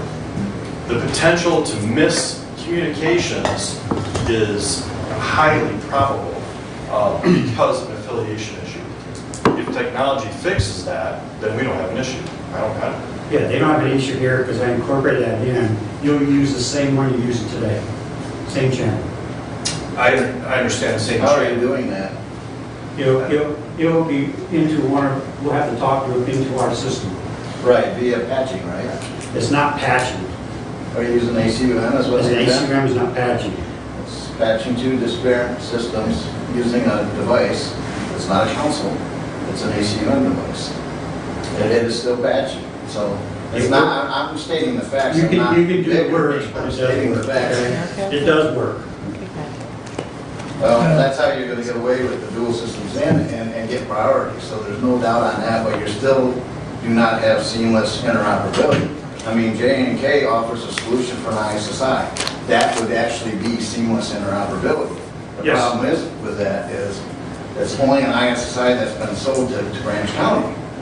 They would have to purchase one from Motorola to integrate onto the MPSCS for that seamless interoperability, and that never happened. Because that would have to come at a significant cost or Branch County. One at a time. So all of this level is way up here now. One at a time. But the only concern for us would be is if we lost communications, not on just one talk channel, if you may. On one channel, it's across our entire system. Because I have to listen to not only Hillsdale County, I have got to listen to Jackson County, I have to listen to my dispatch out of Lansing, I have to listen to probably, realistically, 8 different channels or talk groups within the MPSCS because of my obligations. How do you do it? Can I ask how you do it today? Excuse me? How do you do it today to communicate with them? Right now on Hillsdale, is a patch. Okay. Right, because of their current system, but we work off of 30P 911. It's a secondary radio. So it's the same thing. So it's different. Okay.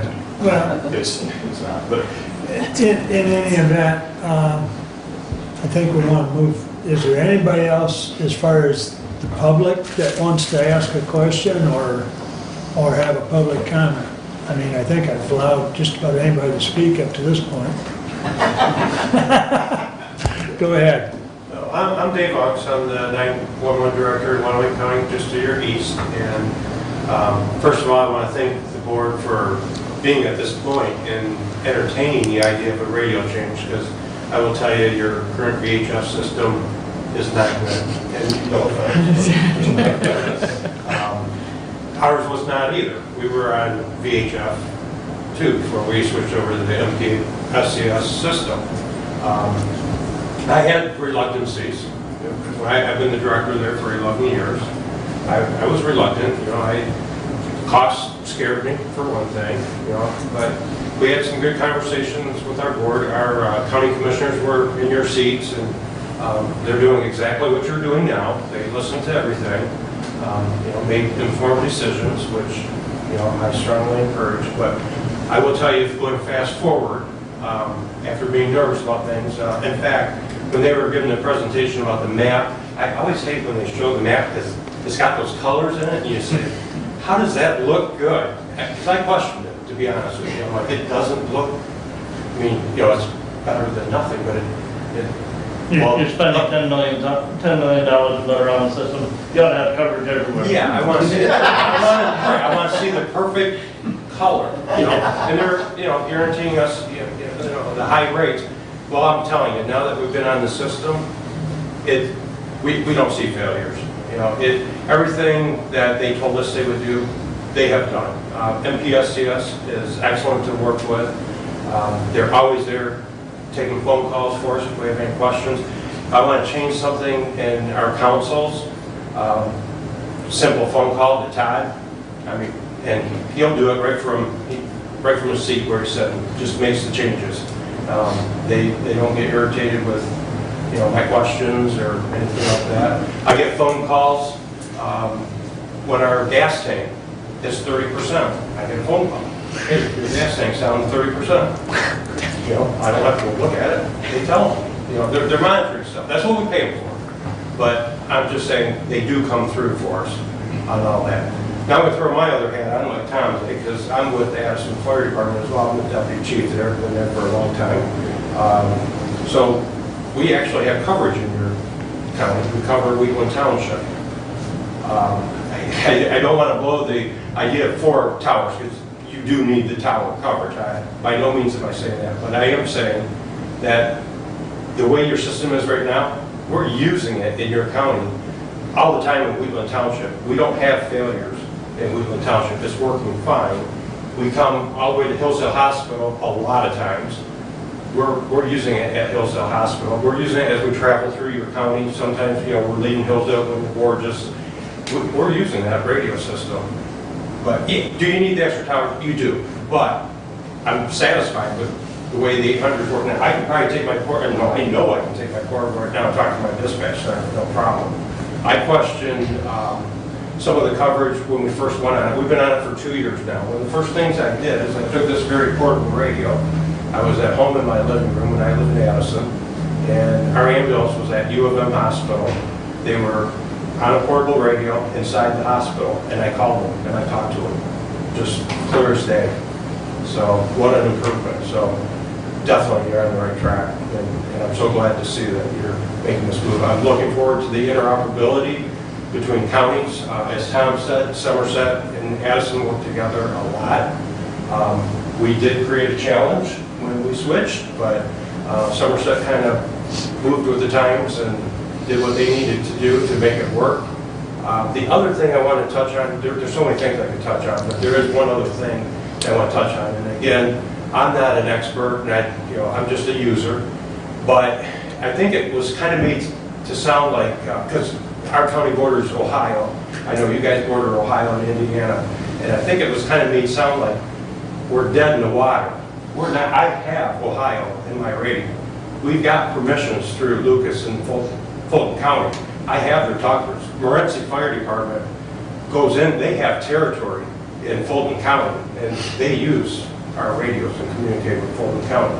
So, that's good. Possibilities are all there. So you guys switched 2 years ago? Yes. Well, yeah, we've been on it, well, 2 years in January when we went live. Okay. We went live January 2020. Refresh my memory, how did Lenawee County pay for their system? So we have a telephone surcharge. Our surcharge is $3, which is the maximum that can be charged through the state. That's the maximum allowed. But we went to the voters in 2016. They approved it. So that brings that source of revenue in. And Motorola also financed the project. So we got a 10-year lease on it. So we're paying a 10-year payment. Okay. So So you didn't have you didn't have the surcharge before then? no, we did have a surcharge, but it was $1.18. So we did get it increased to $3. So that jump in revenue was enough to help pay for it. Now that's population based and everything else, so I realized, because I think you guys are 2 something. We're at 250 already. 260. Yeah. So yeah, 260. Yeah, we don't have another $2 in ours. Yeah, so I don't know what sources you're looking for revenue. I will tell you this, if you are looking to change your telephone surcharge, you do need to get that taken care of. You have to notify the state before July 1st. If you wait until after July 1st, you gotta wait for a whole another year. So just know that there is a time frame in there that is critical. So. Just to clarify, because this came up a couple times, my name is Chris, I'm with MPSCS as well, I oversee the programming unit. Just like Lieutenant Hunk said, all of these radios, regardless, they're capable of having dual systems in them, as long as they're P25 systems, right? So you can have an Indiana system if you get approval from Indiana. If you get approval from Ohio, you can have an Ohio system in there. Just like there's a number of Ohio agencies that have our radios and our members on our system because they have dual responsibility across the border. So I just wanted to clarify that because it's come up a couple times. So yeah. And I hope I didn't muddy the waters at all. That's not what I was trying to do. I just wanted to, yeah, because Mhz Fire Department has a dire need to have Ohio. So there was a little bit of work to get that done, but there was a lot of cooperation down there. Fulton wanted them to be on it as bad as they wanted to be on it, so it was kind of an easy work through. But if there is any questions, I'd be happy to answer them anytime today or in the future. Like I say, I got 2 interests, the fire department and our central dispatch. So. Right. Thank you. Yeah, I have one other thing to add.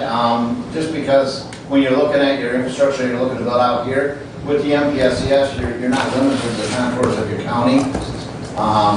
Much like we talked about, what was mentioned about the border, where you have to put directional antennas in, you point them in when you're on the state line, because you can't go into Indiana only so far. So it's a statewide system, therefore you're not limited to the borders of your county. So you're not only benefiting from not having to change those types of antennas to keep the penetration in. When you drive out of the county, you still have coverage.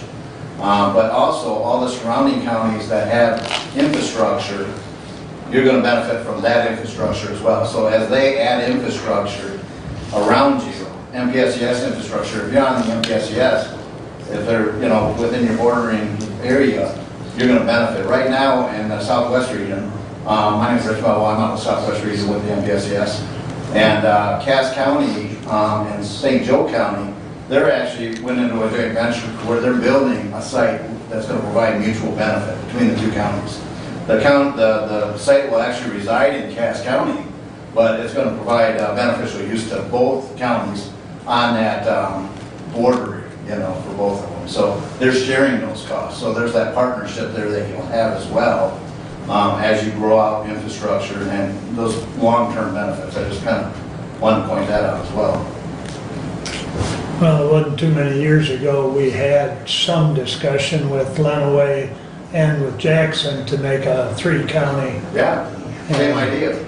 Yep. Exactly the same idea. This is supposed to be statewide. So. Yeah, it didn't see the light of day, unfortunately. Very difficult. So, any other one want to make a comment? Go ahead.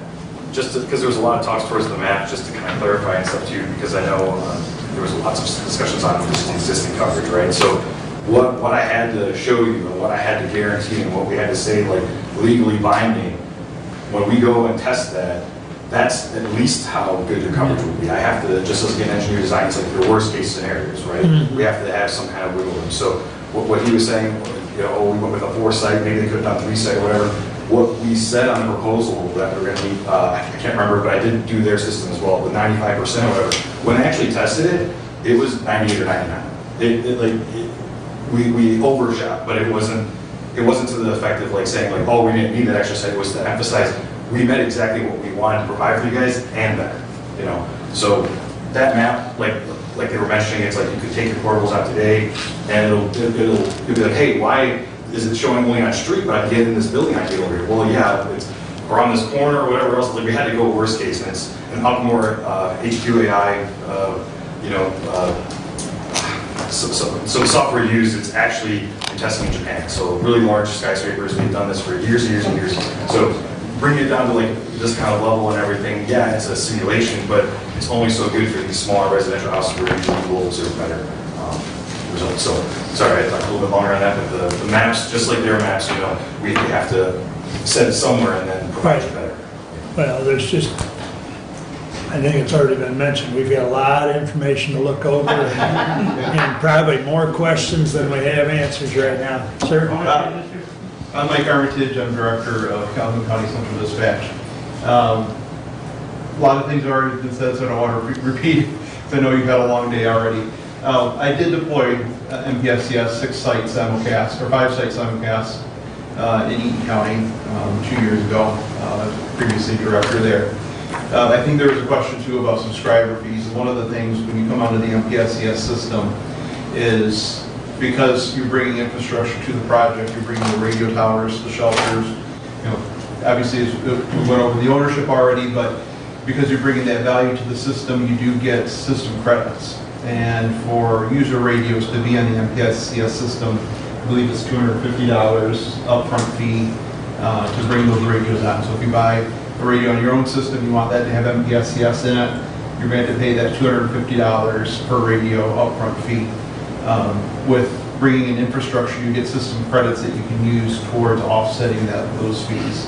So I know that was a question that was brought up at one point about what fees are involved with the MPSCS, and that's really the main one, other than if you go with the MPSCS system, obviously the monitoring maintenance. And if you ever along the way have any questions, I'm more than happy to assist. Thank you. Appreciate that. I do have a question for Calhoun. You have a hybrid system, I think, that we've been told, or I've heard, combination 800 and VHF. We do. It's not an ideal scenario at all. We do currently have VHF for mainly fire. Some of our fire agencies are on 800, but all law enforcement is on 800. And you're taking a VHF? Yes. Except for Bellevue Fire. Okay. Thank you. Any other comments? I want to thank everybody for coming. I think, does the budget committee want to inform the rest of us of what the bids or the bid proposals are? Well, or how do you want to do that? I'll leave it to the budget committee. If you want to address, I don't know if we want to do it, we want Mr. Benson to public safety. It's the first one. The base bid quote includes everything together. Yes. So from J&K, if you want to grab that big folder there in front of you. Now, I don't believe the board is prepared to make a decision. No, we're not. We're just getting information today. If So you just grab that make first tab, or actually go to, Let's beg one. yeah, base bid quote. Base bid quote, okay. The last page of that one, as I see this here, is $8,813,998.97. Okay. And then if you grab the binder from Motorola, 7.1, it'd be about the third or fourth page in from the back of the booklet. Third or fourth. If I got that right.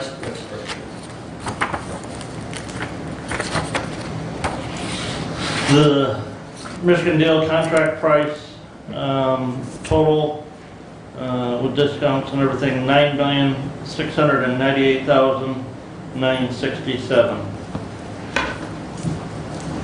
correct? Okay. Making sure we got the right numbers. We got enough information here to not sleep for a week. Oh, no, once you start going through it. Say again? Yes. Or it'll make us sleep for a week, I don't know which, but, okay. All right, I think unless the commissioners have any other, I think we're good to adjourn for today. I think we're good. Okay. I want to once again thank everybody for coming and leave your phone numbers with us or cards with us because I'm sure there will be questions. Our number, and- I guess- overall, who would we contact? Would we contact Bill or? Bill, you can contact me. Okay. Maybe you guys can correct for me. I guess, last question I have, Lieutenant, if the Public Safety Committee were to put together another work group with the, fire chiefs and the police chiefs and so on, would you be available to attend that? That depends on the date. Okay. I am kicked out on May 27th.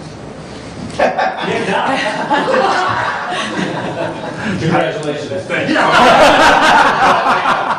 That's my last day going into retirement, and by contract, I can't extend. Right. So I'd be more than happy to field any phone calls or whatever. Okay. I just wanted to ask that in case Brad were to put together another work group, but. Yeah, I've got a little bit of history with the system in training and teaching. I was in communications through MSP prior to coming down to the post. So Okay. just a touch more knowledge maybe on the law enforcement side, but not nearly as much as these guys. So enough to get you in trouble. Well, I guarantee you, these are a lot more techy than what I used in the military in the 70s. So. I did end user training, and this gentleman over here is not wrong at all. That's probably one of the largest things that you're going to have to make sure that is included is end user training, regardless of system. Right. Regardless of system. Thank you. All right. Well, once again, thank you to everyone for coming, and thank you for that. All right. Can you officially say we're adjourned? Yes.